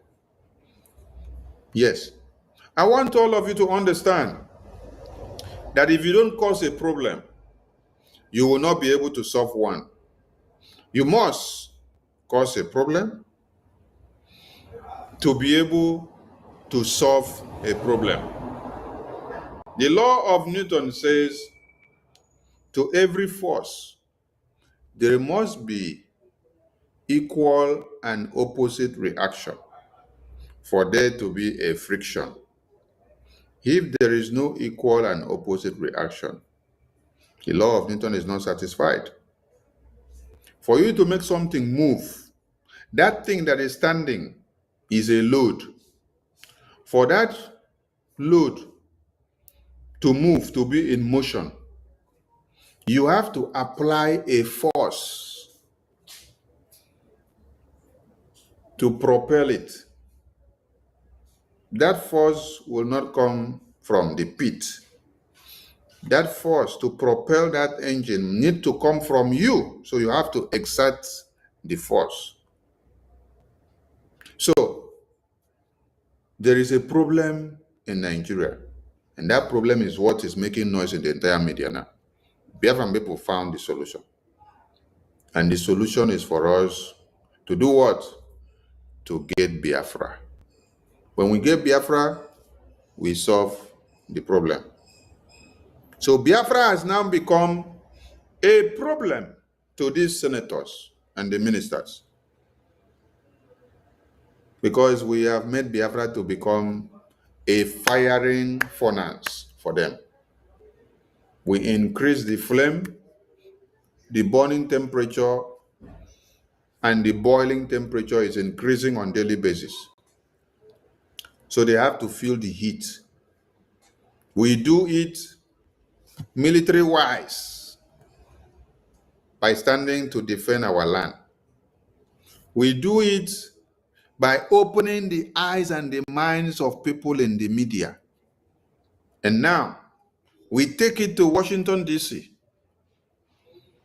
Now you see, the entire world are talking about it, and they are catching up with the reality. Who is the gang leader? Point of order, the leader of the Senate.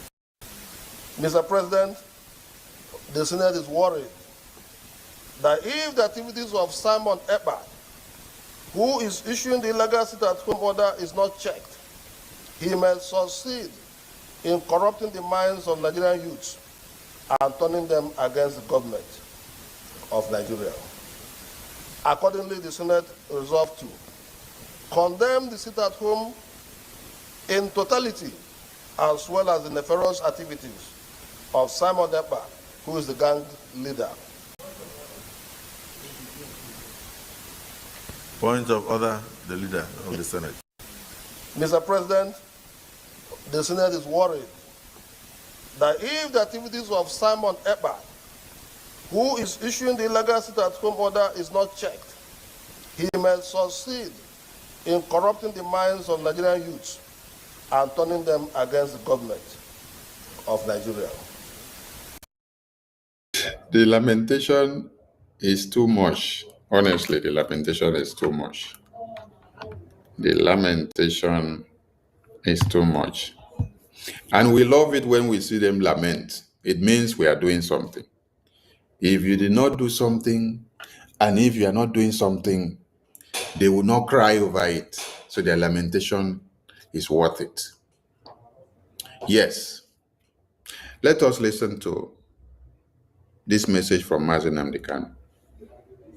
Because Nnamdi Kanu had expected that the senators that we have, the governors that we have, the ministers that we have, that found themselves in the National Assembly of Nigeria, in the House of Reps of Nigeria, should have been talking to table the plight of the Biafran people. Rather, what they are doing is to table that Biafra people should be destroyed, while the Fulani terrorists should come into Biafra land and kill all Biafran women and children. They outrightly opened their mouth and canvassed in the Senate that our Biafran leaders should be kidnapped. They should be repatriated to Nigeria. They should be locked up, and that every Biafran should be killed. They stood up, these criminal politicians that we have in Biafra land, all of them in all the extracts, they stood up together to unanimously agree on proscribing the name indigenous persons of Biafra. The indigenous persons of Biafra that you say you're proscribing, you yourself, you are indigenous person of Biafra. And you stand in the Senate and say you are proscribing yourself. You see how foolishness works? IPOB is not just like a name of a group. No. IPOB means the indigenous persons of Biafra. I'm not talking of IPOB that you go and register it as an organization or group or entity in any place that you're living. No. I'm talking about indigenous people of Biafra that exist as Biafran people. Yes. So when you say you are doing what? You are proscribing IPOB. That means you are proscribing yourself, because you yourself, you are IPOB. Listen to Nnamdi Kanu. Because of the disappointment of these people. Some Igbo people should not have been born. That is why I hate the word IGBO. I can't stand it. The stupidity being exhibited by these people is second to none. These are the same people that killed your fathers, your mothers, your grandchildren. Even those unborn, they slaughtered everything. 6 million people. And you are giving them money. Chineke menu na ebere. Dear Lord God, have mercy on these people. Your hopelessness is staggering. Staggering. I don't believe I'm from these people. Hey. I cannot believe it. Hey. Did you hear Onyendu? Onyendu say, you don't believe he's from this our tribe. Do you know why Onyendu say he doesn't believe he's from this our tribe? Because the blood that is flowing in him, the blood that is flowing in our PM, the blood that is flowing in the Biafra Defense Forces, the blood that is flowing in our APM, the blood that is flowing in all of you well-meaning Biafrans that know what Biafra means and you want Biafra, the blood that is flowing in all of you admins and reps and cabinet members of BRGIE, you are singing and speaking for freedom of the Biafran people, of our babies, women, and children. But these senators, these ministers, these governors, the reverse is the case. That's why Onyendu say, I don't believe that I am from these same people. Because if I can put my life on the line and say Biafra or nothing, how come these people will be going to the National Assembly to be asking for my head on a spike? That is why he's telling you, I don't believe that I am from these people.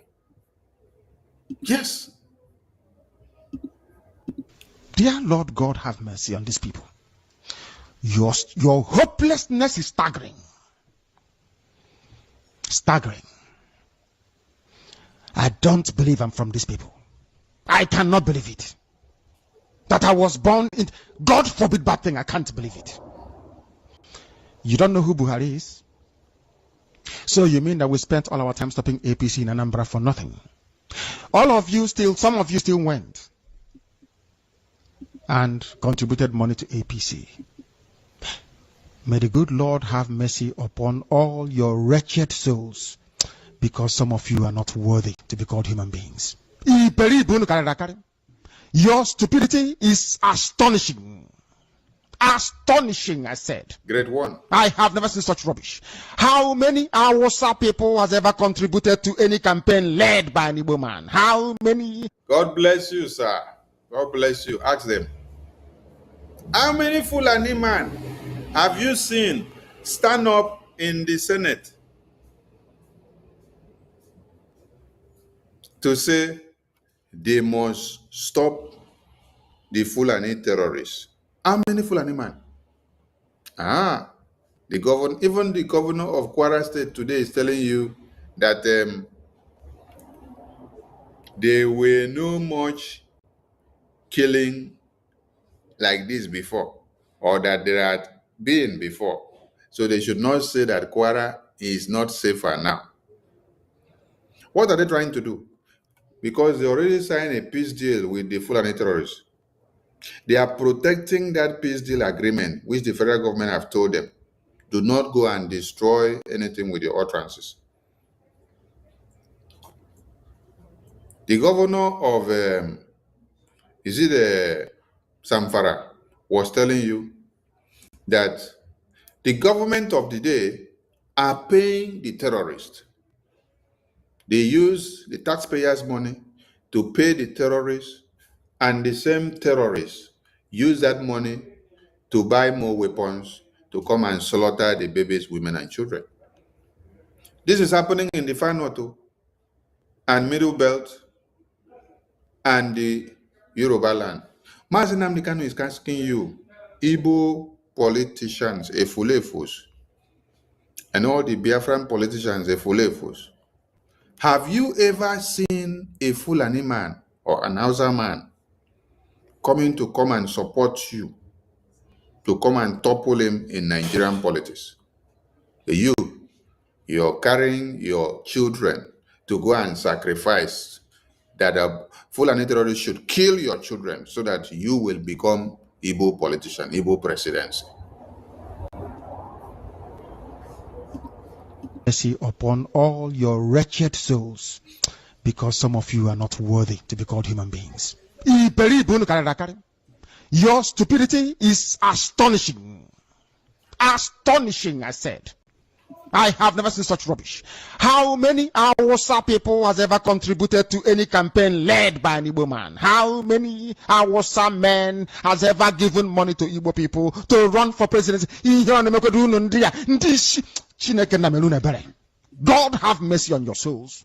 Igbo people are hopeless. I don't know why I'm doing this program this evening. After reading this news today, I don't know if I'm to start crying for the ground to open us. I don't know what to feel or think.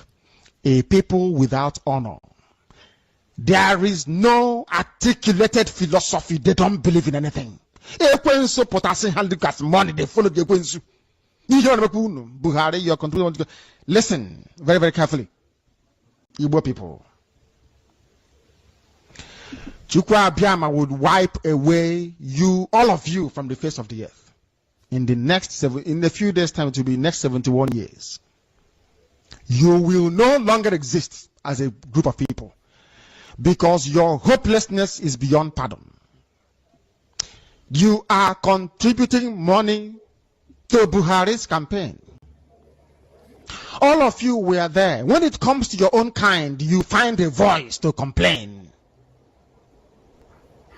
When Nwobodo went to Jos and betrayed Ekweme, nobody condemned Nwobodo. He is there as a political chieftain in Enugu. When that same senator from Enugu voted against Anambra joining the oil producing states, nobody condemned him.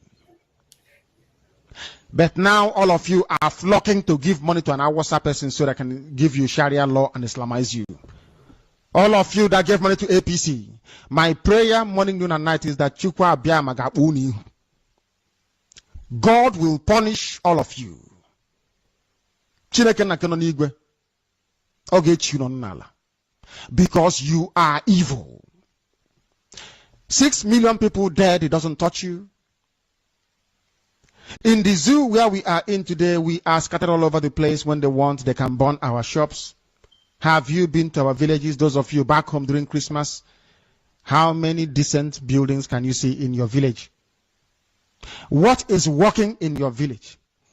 Instead of us to come together and say, how do we get Biafra and get away from this rubbish? You are giving money to a Muslim man, an extremist, a fanatic, a jihadist for that matter. Instead of them to come together and say, how do we get Biafra? What they rather do is, how do we stop Simon Ekpa? How do we stop Nnamdi Kanu? How do we stop the Biafra army? How do we stop General Gento? That is the message. And while they are planning all this, what is the Fulani terrorists doing? The Fulani terrorists are doing this.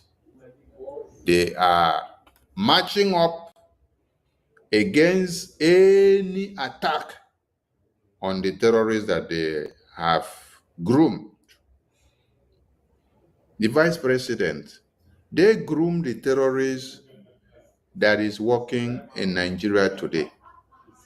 So while the Fulefu politicians that we have are looking for our head to cut off, and looking for the head of Nnamdi Kanu to cut off, and looking for the head of Simon Ekpa to cut off, the Fulefu politicians are there dancing, while the vice president of Nigeria, a senator of the North, is daring you and say, to hell with you if you try to crush the terrorists in the North.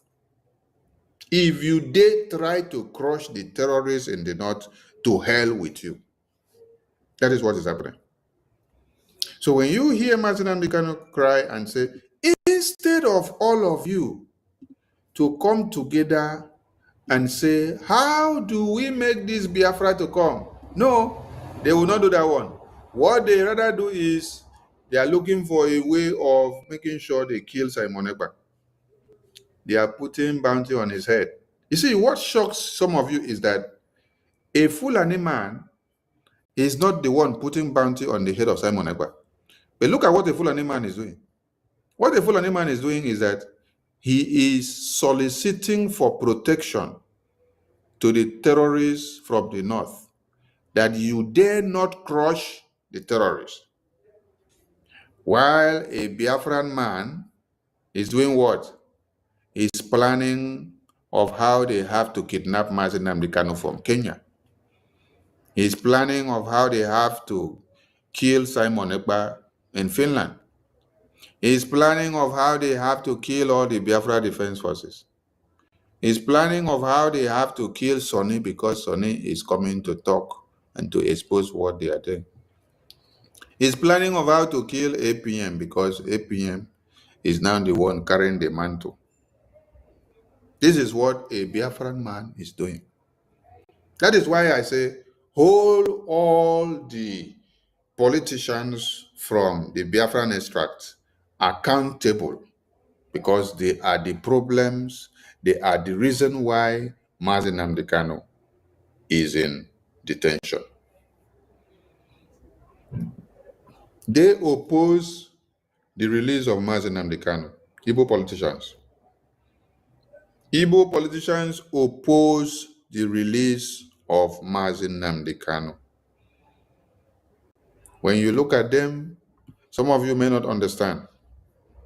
They are the ones that say Nnamdi Kanu should not come out from detention. If they want Nnamdi Kanu out today, they will lift their feet and tell Tinubu, you must release this man ASAP.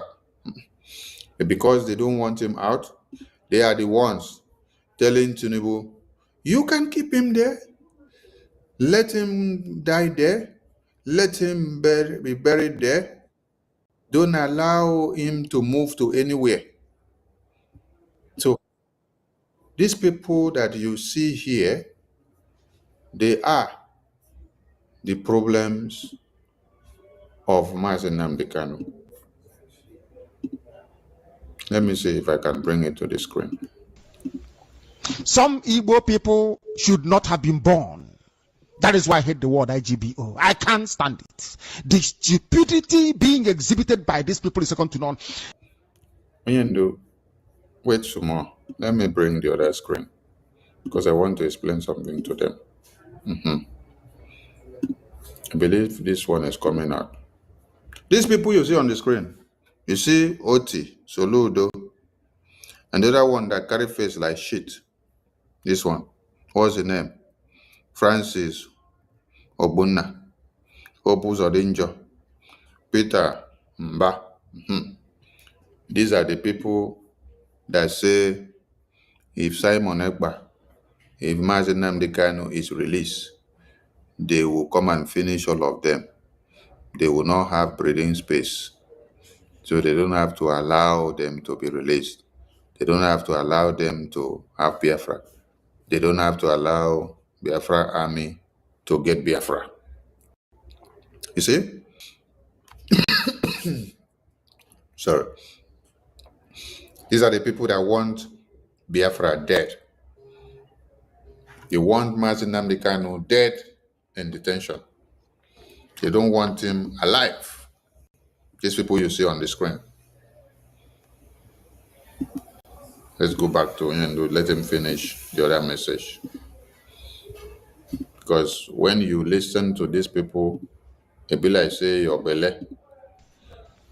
Some Igbo people should not have been born. That is why I hate the word IGO. I can't stand it. The stupidity being exhibited by these people is second to none. These are the same people that killed your fathers, your mothers, your grandchildren, even those unborn. They slaughtered everything. 6 million people, and you are giving them money.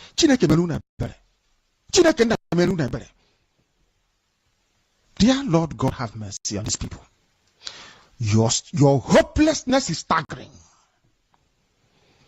Staggering. I don't believe I'm from these people. I cannot believe it. That I was born in, God forbid bad thing, I can't believe it. You don't know who Buhari is? So you mean that we spent all our time stopping APC in Anambra for nothing? Some of you still went and contributed money to APC. May the good Lord have mercy upon all your wretched souls, because some of you are not worthy to be called human beings. Your stupidity is astonishing. Astonishing, I said. I have never seen such rubbish. How many Awasa people has ever contributed to any campaign led by an Igbo man? How many Awasa men has ever given money to Igbo people to run for presidency? God have mercy on your souls. Igbo people are hopeless. I don't know why I'm doing this program this evening. After reading this news today, I don't know if I'm to start crying for the ground to open us. I don't know what to feel or think. A people without honor. There is no articulated philosophy. They don't believe in anything. Even so potassium handicap money, they follow the ways. Buhari, you're contributing. Listen very, very carefully. Igbo people. Chukwu Abiyama would wipe away all of you from the face of the earth. In a few days' time, to be next 71 years, you will no longer exist as a group of people, because your hopelessness is beyond pardon. You are contributing money to Buhari's campaign. All of you were there. When it comes to your own kind, you find the voice to complain. When Nwobodo went to Jos and betrayed the Kweme, nobody condemned Nwobodo. He is there as a political chieftain in Enugu.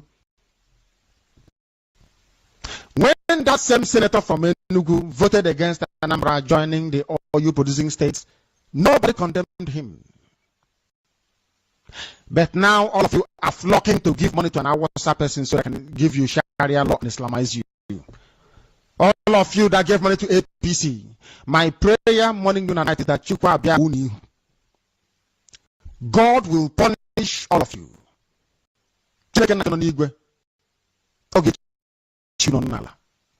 Because you are evil. 6 million people dead doesn't touch you. In the zoo where we are in today, we are scattered all over the place. When they want, they can burn our shops. Have you been to our villages, those of you back home during Christmas? How many decent buildings can you see in your village? What is working in your village? Instead of us to come together and say, how do we get Biafra and get away from this rubbish? You are giving money to a Muslim man, an extremist, a fanatic, a jihadist for that matter, that Islam can come. You have no shame.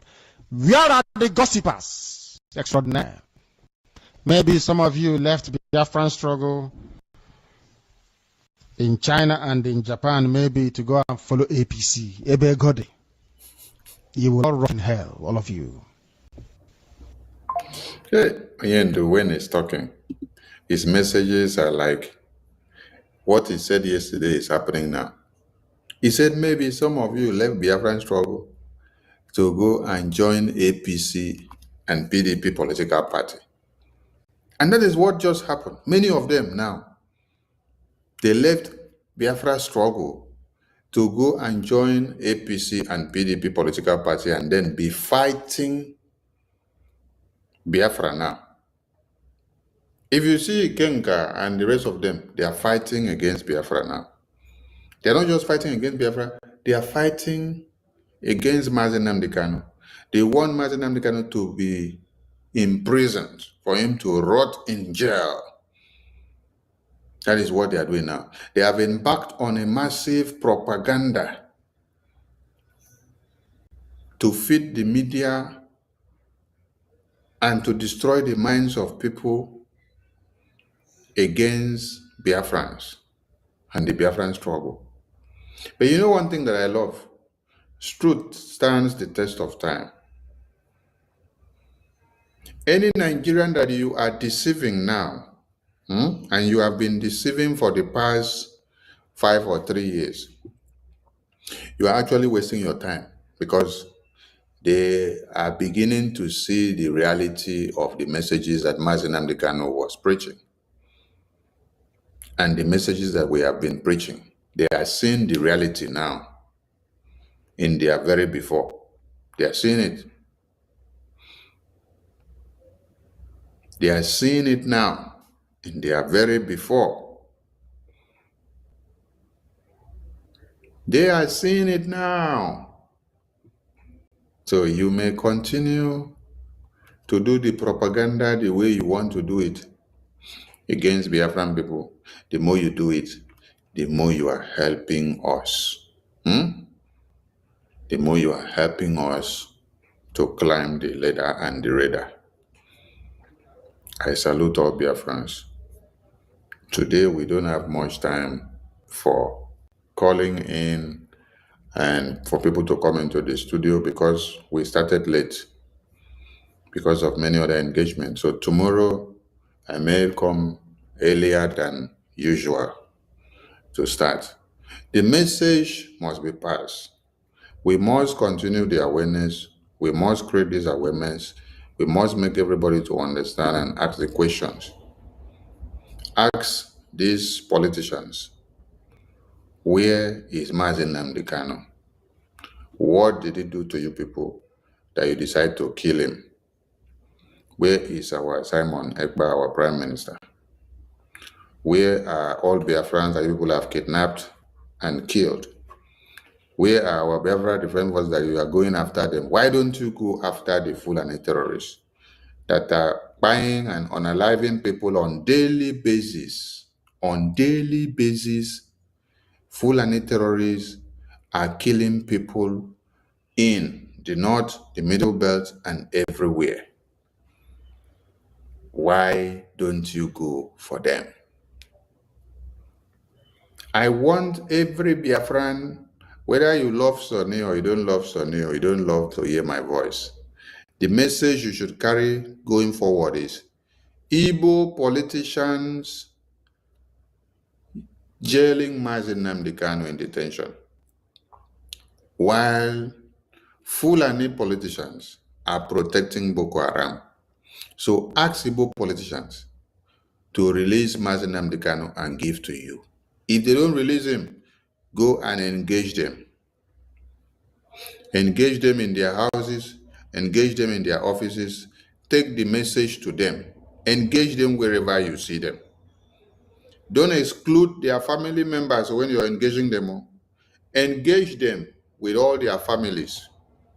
Because if my father is killing babies, women, and children, and I don't tell my father that what you're doing, you're annihilating a generation, the curses that will go on my father will also transcend onto me. So their families must also be held accountable. Don't let any of them out. Go after all of them and ask them for Nnamdi Kanu. Ask them for our Prime Minister. Ask them for Biafrans that they have killed. Because our problem is not the Fulani terrorists from the north. It is rats we know the route to your room that will bring rat we no route to your room from outside. Now the one wey dey house, now im go bring the one we no road, come show road inside your house. So who know road come reach inside our room? Who know road come reach inside our village? Now these are our Igbo politicians. Now these are our Biafran politicians. So we have to drag them out. Let them come and tell us and show us the crime we've committed. They should produce our leaders, produce our Biafran people that they have massacred. They should produce everything that belongs to the Biafran people. Hold Peter Obi wherever you see him. It is no more time to celebrate Peter Obi when you see him. It is to hold him accountable. Hold Soludo when you see him. Hold Peter Mba when you see him. Hold Abaribe when you see him. Hold, what's the other one name? Let me see if I can bring their stupid faces to the screen. All these idiots accountable. They are the problems that you have. Look at them there. All of them accountable. These people here. Alex Oti, Soludo, Francis Obonna, Usodima, Petamba, Eyin Naya Baribe, this Osita Isunaso, and every other senators and ministers that you know, hold them accountable to release Nnamdi Kanu for you. They are the ones holding Nnamdi Kanu, not the Yoruba politicians, not the Fulani politicians, not the presidency of Nigeria. These are the people that are telling the presidency and the Fulanis and the DSS not, and the court not to release Nnamdi Kanu. Look at them here. These are the people. The other day we saw Alex Oti coming to do town hall meeting, and then he was telling them, hey, the case of Nnamdi Kanu, we are not overlooking it. We are working on it. The discussion and the arrangement we are doing, we don't need to make it public so that it will not sabotage the process. They are not doing any process to release Nnamdi Kanu. Rather, they are tightening up the process. They are tightening up the process so that nothing will allow him to be released. Even as they hear that he is dying in health and needs to be taken to hospital, they went back. The doctor, the court wanted to release Nnamdi Kanu. They went and met the DSS. They met the presidency. They called the chief judge and told the chief judge not to do any mistake of releasing Nnamdi Kanu. That they should lock him down. They should not release him. So hold all these senators, all these governors, all these ministers accountable. Abaribe is there. Where is him? Abaribe is there. Look at him there. Hold Baribe. Can hold all of them, all the senators that are from the Biafran extract. Because there is no senator from Yoruba land that is pressing his leg that Sunday Igbo should be massacred because of Oduduwa Nation.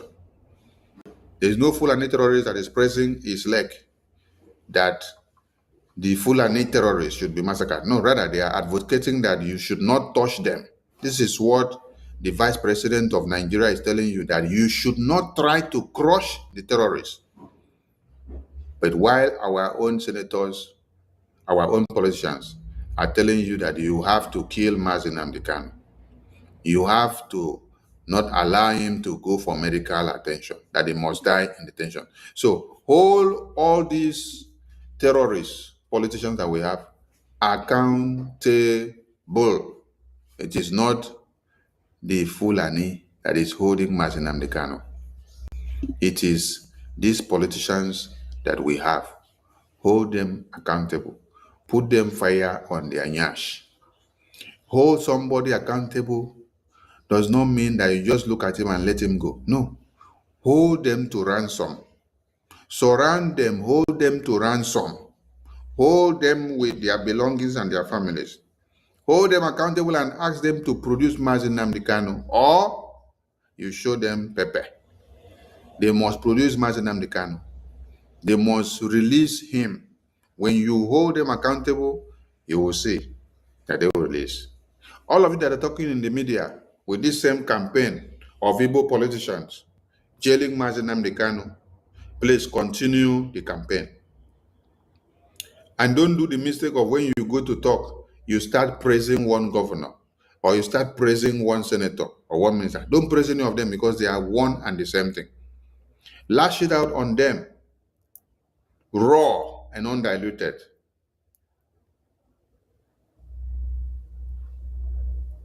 Continue the awareness. Let this message continue to sink in so that they will release Nnamdi Kanu. I salute all Biafrans, and I thank you all for all you're doing. Let the good work continue. Igbo politicians, they are the problems of Biafra. They are the problems of Nnamdi Kanu. They are problems of Simon Ekpa. They are the problems of Biafran people.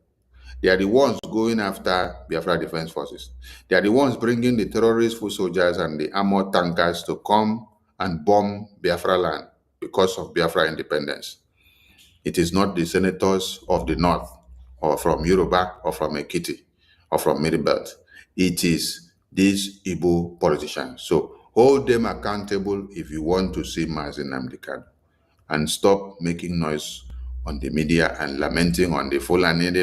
No, hold your leaders accountable. And see you all tomorrow.